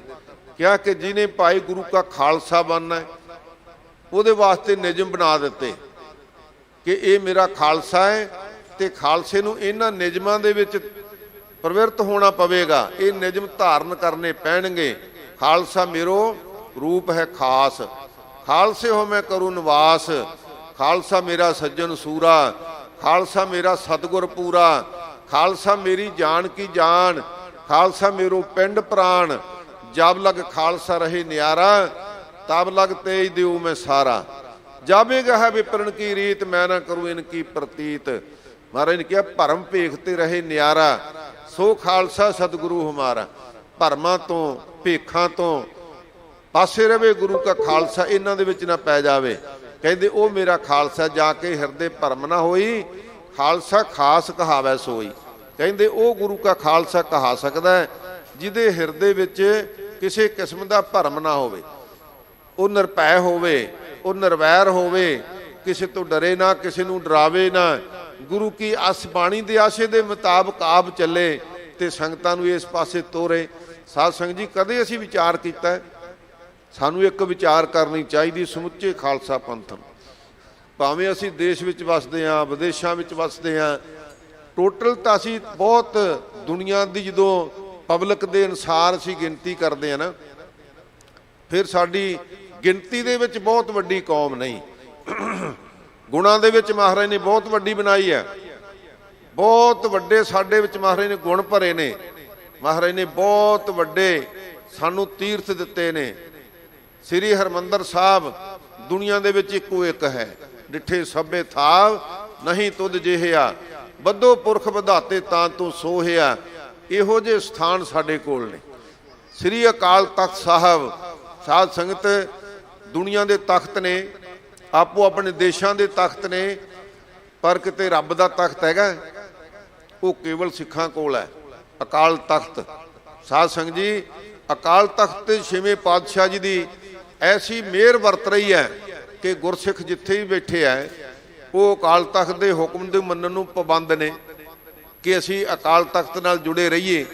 ਇਹ ਸਿੱਖਾਂ ਕੋਲ ਨੇ ਗੁਣ। ਸਾਧ ਸੰਗਤ, ਇਹੋ ਜਿਹਾ ਮਹਾਰਾਜ ਨੇ ਸਿਸਟਮ ਬਣਾਇਆ ਹੈ, ਦੁਨੀਆ ਵਿੱਚ ਕਿਸੇ ਕੌਮ ਕੋਲ ਇਹੋ ਜਿਹਾ ਸਿਸਟਮ ਨਹੀਂ ਹੈ। ਸਾਧ ਸੰਗਤ ਜੀ, ਸਾਡਾ ਇੱਕ ਗੁਰੂ, ਸਾਡੀਆਂ ਇੱਕ ਨਿਤਨੇਮ ਦੀਆਂ ਬਾਣੀਆਂ, ਇੱਕੋ ਹੀ ਅੰਮ੍ਰਿਤ, ਜਿਹੜਾ 5 ਬਾਣੀਆਂ ਸੰਪੂਰਨ ਪੜ੍ਹ ਕੇ ਤਿਆਰ ਹੋਵੇ ਉਹੀ ਅੰਮ੍ਰਿਤ। ਸਾਡੇ ਵਿੱਚ ਬੜੀ ਵੱਡੀ ਏਕਤਾ ਦੀ ਮਹਾਰਾਜ ਸੱਚੇ ਪਾਤਸ਼ਾਹ ਜੀ ਨੇ ਬਰਕਤ ਪਾਈ ਹੋਈ ਹੈ, ਪਰ ਅਸੀਂ ਕਦੇ ਇਸ ਗੱਲ ਨੂੰ ਵਿਚਾਰਨਾ ਚਾਹੀਦਾ ਕਿ ਸਾਡੀ ਕੌਮ ਇੰਨੀਆਂ ਏਕਤਾਵਾਂ ਦੇ ਗੁਣ ਹੋਣ ਦੇ ਬਾਵਜੂਦ ਵੀ ਅਸੀਂ ਥਾਵਾਂ ਥਾਵਾਂ ਤੇ ਵੱਖਰੇ ਵੱਖਰੇ ਹਾਂ, ਬਿਨਾਂ ਕਾਰਨ ਤੋਂ ਲੜੀ ਭਿੜੀ ਜਾਂਦੇ ਹਾਂ। ਛੋਟੀਆਂ ਛੋਟੀਆਂ ਗੱਲਾਂ ਦੇ ਉੱਪਰ ਅਸੀਂ ਬਖੇੜਾ ਖੜਾ ਕਰ ਲੈਂਦੇ ਹਾਂ, ਇੱਥੋਂ ਤੱਕ ਕਿ ਜੇ ਮੇਰੀ ਗੱਲ ਨਾ ਬਣਨੀ ਤੇ ਮੈਂ ਇੱਥੇ ਮੋਰਚਾ ਲਾ ਦਿਆਂਗਾ, ਮੇਰੀ ਗੱਲ ਨਾ ਮੰਨੀ ਮੈਂ ਅਦਾਲਤ ਦਾ ਫੈਸਲਾ ਲਵਾਂਗਾ, ਮੈਂ ਕਾਨੂੰਨ ਹੀ ਬਦਲ ਦਿਆਂਗਾ। ਸਾਧ ਸੰਗਤ, ਇਹ ਕੋਈ ਗੱਲਾਂ ਨੇ? ਕੀ ਕੋਈ ਲੱਗਦਾ ਹੈ? ਭਾਈ ਗੁਰਦਾਸ ਜੀ ਫਰਮਾਉਂਦੇ ਨੇ, ਕਲਯੁਗ ਬੋਧ ਅਬੋਧ ਹੈ, ਬੋਧ ਨਾ ਨਦਰੀ ਆਵੈ। ਕਹਿੰਦੇ ਇਹ ਕਲਯੁਗ ਦਾ ਐਸਾ ਇੱਕ ਸਮਾਂ ਆ ਗਿਆ, ਇੱਥੇ ਸਿਆਣਪ ਭਰੇ ਮਨੁੱਖ ਨਜ਼ਰ ਹੀ ਨਹੀਂ ਆਉਂਦੇ। ਕੋਈ ਨਾ ਕਿਸੇ ਵਰ ਜਾਈ, ਜੋ ਚਾਹੇ ਸੋਈ ਮਨ ਭਾਵਾ। ਕਹਿੰਦੇ ਜੋ ਕਿਸੇ ਨੂੰ ਚੰਗਾ ਲੱਗਦਾ ਨਾ ਉਹੀ ਕਰੀ ਜਾਂਦਾ, ਵਰਜਨ ਵਾਲਾ ਕੋਈ ਹੈ ਹੀ ਨਹੀਂ, ਰੋਕਣ ਵਾਲਾ ਕੋਈ ਹੈ ਨਹੀਂ। ਸਾਧ ਸੰਗਤ ਜੀ, ਕਦੇ ਗੁਰੂ ਕੇ ਸਿੱਖ ਸਨ ਜਦੋਂ ਵਰਜ ਦਿੰਦੇ ਸੰਗ ਨਹੀਂ, ਗੁਰਸਿੱਖਾ ਇਹ ਨਹੀਂ ਕਰਨਾ। ਅਸੀਂ ਸੰਤ ਬਾਬਾ ਕਰਤਾਰ ਸਿੰਘ ਖਾਲਸਾ ਜੀ ਕੋਲੋਂ ਪੜ੍ਹੇ ਹਾਂ, ਸੰਗਤਾਂ ਦੇ ਵਿੱਚੋਂ ਵੀ। ਸਾਧ ਸੰਗਤ, ਜੇ ਕੋਈ ਅਵਗਿਆ ਕਰਦਾ, ਕਿਸੇ ਨੂੰ ਸੰਗਤ ਦੇ ਵਿੱਚ ਪੈਰਾਂ ਨੂੰ ਹੱਥ ਲਾ ਦਿੰਦਾ, ਐਨ ਵਰਜ ਦਿੰਦੇ ਸੀ, ਘੂਰ ਦਿੰਦੇ ਸੀ, ਨਹੀਂ ਗੁਰੂ ਕੇ ਸਿੱਖੋ, ਧੰਨ ਗੁਰੂ ਗ੍ਰੰਥ ਸਾਹਿਬ ਗੁਰੂ ਹੈ, ਨਹੀਂ ਪੈਰੀਂ ਹੱਥ ਲਾਉਣੇ। ਅੱਜ ਕੋਈ ਵਰਜਨ ਵਾਲਾ ਹੀ ਨਹੀਂ ਰਿਹਾ, ਅੱਜ ਕੋਈ ਸਮਝਾਉਣ ਵਾਲਾ ਹੀ ਨਹੀਂ ਰਿਹਾ ਕਿ ਸਾਨੂੰ ਕੋਈ ਸਮਝਾ ਦੇਵੇ ਕਿ ਕਿਹੜੀਆਂ ਗੱਲਾਂ ਜਿਨ੍ਹਾਂ ਤੋਂ ਅਸੀਂ ਇੱਕ ਦੂਸਰੇ ਨਾਲ ਕਮਾਨਾਂ ਖਿੱਚੀ ਫਿਰਦੇ ਹਾਂ, ਮੋਰਚੇ ਬਣਾਈ ਬੈਠੇ ਹਾਂ ਕਿ ਤੂੰ ਕੌਣ ਆ, ਮੈਂ ਤੇਰੇ ਤੋਂ ਵੱਡਾ, ਮੈਂ ਸਿਆਣਾ। ਨਹੀਂ ਭਾਈ, ਸਾਨੂੰ ਤਾਂ ਸਿਆਣਪਾਂ ਦਾ ਘਰ ਦਿੱਤਾ ਹੈ ਗੁਰੂ ਸੱਚੇ ਪਾਤਸ਼ਾਹ ਜੀ ਨੇ, ਤੇ ਸਾਨੂੰ ਨਿੱਜੀ ਤੌਰ ਤੇ ਕਹਿ ਦਿੱਤਾ, ਸਹਿਸ ਸਿਆਣਪਨ ਲੱਖ ਹੋਏ ਤਾਂ ਇੱਕ ਨਾ ਚੱਲੇ ਨਾਲ, ਤੇਰੀ ਸਿਆਣਪ ਕੋਈ ਬਹੁਤੀ ਆ। ਇਸ ਵਾਸਤੇ ਸਤਿਗੁਰੂ ਜੀ ਨੇ ਸਾਨੂੰ ਬੜੇ ਵੱਡੇ ਗੁਣ ਦਿੱਤੇ ਨੇ ਤੇ ਸਾਨੂੰ ਸਹਿਜ ਅਵਸਥਾ ਵਿੱਚ ਆ ਕੇ ਵਿਚਾਰ ਕਰਨੀ ਚਾਹੀਦੀ ਹੈ। ਸਿਆਣਵਾਨਾਂ ਦੀ ਅੱਜ ਵੀ ਕੋਈ ਕਮੀ ਨਹੀਂ, ਪਰ ਇਸ ਗੱਲ ਤੇ ਬੈਠੀ ਵੀ ਮੈਂ ਕੀ ਲੈਣਾ, ਮੇਰੀ ਕਿਹੜਾ ਕਿਸੇ ਨੇ ਮੰਨਣੀ ਹੈ। ਨਹੀਂ ਭਾਈ, ਉਦਮ ਕਰਨਾ ਚਾਹੀਦਾ। ਅਸੀਂ ਗੁਰੂ ਖਾਲਸੇ ਦੀ ਫੌਜ ਦੇ ਅੰਗ ਹਾਂ, ਅਸੀਂ ਖਾਲਸਾ ਪੰਥ ਦੇ ਪਹਿਰੇਦਾਰ ਹਾਂ। ਸਾਨੂੰ ਆਵਾਜ਼ ਜ਼ਰੂਰ ਦੇਣੀ ਚਾਹੀਦੀ ਹੈ, ਜਾਗਦੇ ਰਹੋ, ਕੋਈ ਤਾਂ ਸੁਣੇਗਾ। ਇਸ ਵਾਸਤੇ ਭਾਈ ਵੱਡੀਆਂ ਵੱਡੀਆਂ ਯੂਨੀਵਰਸਿਟੀਆਂ ਦੇ ਵਿੱਚ ਵੱਡੇ ਵੱਡੇ ਪ੍ਰਿੰਸੀਪਲ ਸਾਧ ਸੰਗਤ ਪ੍ਰੋਫੈਸਰ ਬੈਠੇ ਨੇ, ਵੱਡੇ ਵੱਡੇ ਸੰਤ ਮਹਾਂਪੁਰਖ ਬੈਠੇ ਨੇ, ਵੱਡੇ ਵੱਡੇ ਸਾਧ ਸੰਗਤ ਜੀ ਭਗਤੀ ਕਰਨ ਵਾਲੇ ਗੁਰੂ ਕੇ ਸਿੱਖ ਬੈਠੇ ਨੇ, ਪਰ ਕੋਈ ਤਾਂ ਆਵਾਜ਼ਾਂ ਦੇਵੇ ਵੀ ਨਹੀਂ ਗੁਰੂ ਕੇ ਸਿੱਖੋ ਆਪਾਂ ਇੱਕ ਹਾਂ। ਆਪਣੀ ਜੋ ਹੋਂਦ ਹੈ ਦੁਨੀਆ ਦੇ ਵਿੱਚ ਤਾਂ ਹੀ ਬਰਕਰਾਰ ਰਹੇਗੀ, ਤਾਂ ਹੀ ਪ੍ਰਫੁੱਲਤ ਹੋਵੇਗੀ ਜਦੋਂ ਅਸੀਂ ਆਪਸੀ ਏਕਤਾ ਦਾ ਸਬੂਤ ਦੇਵਾਂਗੇ। ਸਤਿਗੁਰੂ ਜ਼ਰੂਰ ਰਹਿਮਤ ਕਰਨਗੇ, ਸਾਨੂੰ ਜ਼ਰੂਰ ਉਪਰਾਲਾ ਕਰਨਾ ਚਾਹੀਦਾ, ਯਤਨ ਕਰਨਾ ਚਾਹੀਦਾ। ਮੈਂ ਬੇਨਤੀ ਇਹ ਤਾਂ ਕੀਤੀ ਹੈ, ਗੁਰਬਾਣੀ ਦੇ ਪ੍ਰਸਾਰਣ ਤੇ ਹੀ ਅਸੀਂ ਰੌਲਾ ਪਾ ਕੇ ਬੈਠੇ ਹਾਂ, ਜਿਹੜਾ ਕਿ ਅੱਜ ਦੀ ਦੁਨੀਆ ਵਿੱਚ ਬੜਾ ਸੌਖਾ ਹੈ, ਬਹੁਤ ਸੌਖਾ ਹੈ ਕਿ ਅਸੀਂ ਸ਼੍ਰੋਮਣੀ ਗੁਰਦੁਆਰਾ ਪ੍ਰਬੰਧਕ ਕਮੇਟੀ ਆਪਣਾ ਚੈਨਲ ਚਲਾਵੇ ਤੇ ਉਹਦੇ ਤੋਂ ਸਭ ਨੂੰ ਲਿੰਕ ਪ੍ਰੋਵਾਈਡ ਕਰ ਦੇਵੇ। ਲਓ ਭਾਈ, ਜਿੱਥੇ ਵੀ ਤੁਸੀਂ ਬੈਠੇ ਹੋ ਉੱਥੇ ਹੀ ਗੁਰੂ ਕੀ ਬਾਣੀ ਸੁਣੋ, ਕੀਰਤਨ ਸੁਣੋ, ਕਥਾ ਸੁਣੋ, ਆਨੰਦ ਲਓ। ਸਰਬ ਸਾਂਝੀ ਗੁਰਬਾਣੀ ਹੈ ਨਾ। ਇਸ ਵਾਸਤੇ ਭਾਈ ਇਹ ਪ੍ਰਬੰਧ ਸ਼੍ਰੋਮਣੀ ਗੁਰਦੁਆਰਾ ਪ੍ਰਬੰਧਕ ਕਮੇਟੀ ਨੂੰ ਤੁਰੰਤ ਕਰ ਲੈਣਾ ਚਾਹੀਦਾ, ਤਾਂ ਕਿ ਪੰਜਾਬ ਸਰਕਾਰ ਵੀ ਕੋਈ ਨਵੇਂ ਕਾਨੂੰਨ ਬਣਾਉਣ ਦੀ ਤਾੜ ਵਿੱਚ ਨਾ ਬੈਠੀ ਰਹੇ। ਉਹ ਵੀ ਇੱਕ ਗਲਤ ਪ੍ਰਕਿਰਿਆ ਹੋਵੇਗੀ। ਸਾਨੂੰ ਇਸ ਪਾਸੇ ਉਦਮ ਕਰਕੇ ਦੋਹਾਂ ਹੀ ਧਿਰਾਂ ਨੂੰ ਸਾਧ ਸੰਗਤ ਜੀ ਇਸ ਪਾਸਿਓਂ ਵਰਜ ਦੇਣਾ ਚਾਹੀਦਾ, ਸਮਝਾ ਲੈਣਾ ਚਾਹੀਦਾ ਕਿ ਇਹ ਸਾਡਾ ਧਰਮ ਹੈ। ਕੇਵਲ ਚੰਦ ਬੰਦੇ ਨਹੀਂ ਕਿ ਜਿਹੜਾ ਸਾਡੀ ਸਟੇਟ ਦਾ ਮੁੱਖ ਮੰਤਰੀ ਸਿੱਖ ਬਣ ਗਿਆ ਉਹ ਹੀ ਬਹੁਤਾ ਜ਼ਿੰਮੇਵਾਰ ਹੈ, ਜਾਂ ਸ਼੍ਰੋਮਣੀ ਕਮੇਟੀ ਦਾ ਪ੍ਰਧਾਨ ਹੀ ਬਹੁਤਾ ਜ਼ਿੰਮੇਵਾਰ ਹੈ। ਨਹੀਂ ਭਾਈ, ਹੋਰ ਵੀ ਗੁਰਸਿੱਖ ਸਿਆਣੇ ਬੈਠੇ ਆ। ਸਾਰੇ ਆਪਾਂ ਇੱਕ ਮਰਜ਼ਾਦਾ ਦੇ ਵਿੱਚ ਰਹਿ ਕੇ ਉਹਨਾਂ ਦਾ ਮਾਣ ਸਤਿਕਾਰ ਰੱਖ ਕੇ ਵੀ ਆਪਾਂ ਸਾਧ ਸੰਗਤ ਜੀ ਗੁਰੂ ਕੀ ਸੇਵਾ ਕਰ ਸਕਦੇ ਹਾਂ, ਸਾਨੂੰ ਕਰਨੀ ਚਾਹੀਦੀ ਹੈ। ਸਤਿਗੁਰੂ ਜੀ ਰਹਿਮਤ ਕਰਨ। ਸਤਿਗੁਰੂ ਜੀ ਅੱਗੇ ਫਰਮਾਉਂਦੇ ਨੇ ਕਿ ਭਾਈ ਵੱਡਿਆਂ ਵੱਡਿਆਂ ਨੇ ਗੁਰੂ ਧਾਰਨ ਕਰਨ ਵੇਲੇ ਗੁਰੂ ਦੇ ਚਰਨਾਂ ਦੀ ਸੇਵਾ ਕੀਤੀ, ਸਾਨੂੰ ਵੀ ਧੰਨ ਗੁਰੂ ਗ੍ਰੰਥ ਸਾਹਿਬ ਦਾ ਸਿਮਰਨ ਤੇ ਸੇਵਾ ਕਰਨੀ ਚਾਹੀਦੀ ਹੈ। ਨਾਨਕ ਗੁਰਮੁਖ ਹਰ ਆਪ ਤਰਾਵੈ। ਫਿਰ ਸਤਿਗੁਰੂ ਸੱਚੇ ਪਾਤਸ਼ਾਹ ਜੀ ਕਹਿੰਦੇ ਹਨ ਕਿ ਭਾਈ ਉਹਨਾਂ ਗੁਰਸਿੱਖਾਂ ਨੂੰ ਸਤਿਗੁਰੂ ਸੱਚੇ ਪਾਤਸ਼ਾਹ ਜੀ ਆਪ ਤਾਰ ਲੈਣਗੇ, ਉਹਨਾਂ ਦੇ ਔਗਣ ਨਹੀਂ ਚਿਤਾਰਨਗੇ। ਜਦੋਂ ਉਹਨੇ ਹੱਥ ਜੋੜ ਕੇ ਬੇਨਤੀ ਕੀਤੀ, ਮੈਂ ਨਿਰਗੁਣ ਆਰੇ ਕੋ ਗੁਣ ਨਾਹੀ, ਆਪੇ ਤਰਸ ਪਇਓਈ। ਮਹਾਰਾਜ ਸੱਚੇ ਪਾਤਸ਼ਾਹ ਸਾਡੇ ਵਿੱਚ ਕੋਈ ਗੁਣ ਨਹੀਂ, ਆਪੇ ਤਰਸ ਕਰਕੇ ਸਾਨੂੰ ਤਾਰ ਲਓ। ਤੇ ਸਤਿਗੁਰੂ ਸੱਚੇ ਪਾਤਸ਼ਾਹ ਜੀ ਜ਼ਰੂਰ ਰਹਿਮਤ ਕਰ ਦੇਣਗੇ, ਕਿਰਪਾ ਕਰ ਦੇਣਗੇ। ਇਹ ਉਪਦੇਸ਼ ਗੁਰੂ ਰਾਮਦਾਸ ਮਹਾਰਾਜ ਸੱਚੇ ਪਾਤਸ਼ਾਹ ਜੀ ਨੇ ਕਿਰਪਾ ਕਰਕੇ ਆਪਾਂ ਨੂੰ ਬਖਸ਼ਿਸ਼ ਕੀਤਾ ਹੈ, ਸਾਡੇ ਹਿਰਦੇ ਵਿੱਚ ਵਸੇ। ਸਾਡੀਆਂ ਝੋਲੀਆਂ ਵਿੱਚ ਵੀ ਮਹਾਰਾਜ ਸਾਡੇ ਹਿਰਦੇ ਰੂਪ ਝੋਲੀਆਂ ਵਿੱਚ ਸਿੱਖੀ ਦੀ ਦਾਤ ਪਾ ਦੇਣ, ਨਾਮ ਦੀ ਦਾਤ, ਸੇਵਾ ਤੇ ਸਿਮਰਨ ਦੀ ਦਾਤ ਨਾਲ ਝੋਲੀਆਂ ਭਰ ਦੇਣ। ਇਹੀ ਅਰਦਾਸ ਬੇਨਤੀ ਹੈ। ਜਿਨ੍ਹਾਂ ਨੇ ਅੰਮ੍ਰਿਤ ਨਹੀਂ ਛਕਿਆ, ਅੰਮ੍ਰਿਤ ਛਕੋ, ਗੁਰੂ ਵਾਲੇ ਬਣੋ। ਇੰਨੀ ਬੇਨਤੀ ਪ੍ਰਵਾਨ ਕਰਨੀ। ਸਭ ਪ੍ਰਬੰਧਕਾਂ ਦਾ ਬਹੁਤ ਬਹੁਤ ਧੰਨਵਾਦ ਹੈ, ਜਿਨ੍ਹਾਂ ਨੇ ਇਸ ਸਥਾਨ ਦੀ ਕਥਾ ਦੀ ਸੇਵਾ ਦਾ ਵੀ ਵੰਡ ਕਰਦਿਆਂ ਹੋਇਆਂ ਦਾਸ ਨੂੰ ਵੀ ਸਮਾਂ ਦਿੱਤਾ ਕਿ ਸੰਗਤਾਂ ਦੇ ਦਰਸ਼ਨ ਕਰ ਸਕਾਂ। ਸਭ ਪ੍ਰਬੰਧਕਾਂ ਦਾ, ਗੁਰਦੁਆਰਾ ਕਮੇਟੀ ਦੇ ਪ੍ਰਧਾਨ ਸਾਹਿਬ ਦਾ, ਸਿੰਘ ਸਾਹਿਬ ਗਿਆਨੀ ਰਣਜੀਤ ਸਿੰਘ ਜੀ ਦਾ, ਸਭ ਦਾ ਬਹੁਤ ਬਹੁਤ ਧੰਨਵਾਦ ਹੈ ਭਾਈ। ਸਤਿਗੁਰੂ ਪਾਤਸ਼ਾਹ ਜੀ ਰਹਿਮਤ ਕਰਨ। ਆਓ ਅਖੀਰਲੀਆਂ ਪੰਕਤੀਆਂ ਪੜ੍ਹ ਕੇ ਸਮਾਪਤੀ ਹੈ। ਭੁੱਲਾਂ ਚੁੱਕਾਂ ਦੀ ਖੇਮਾ ਬਖਸ਼ਿਸ਼ ਕਰਨੀ ਜੀ। ਕ੍ਰਿਸ਼ਨ ਬਲਭਦਰ ਗੁਰ ਪਗ ਲਗ ਧਿਆਵੈ, ਨਾਨਕ ਗੁਰਮੁਖ ਹਰ ਆਪ ਤਰਾਵੈ। ਵਾਹਿਗੁਰੂ ਜੀ ਕਾ ਖਾਲਸਾ, ਵਾਹਿਗੁਰੂ ਜੀ ਕੀ ਫਤਿਹ।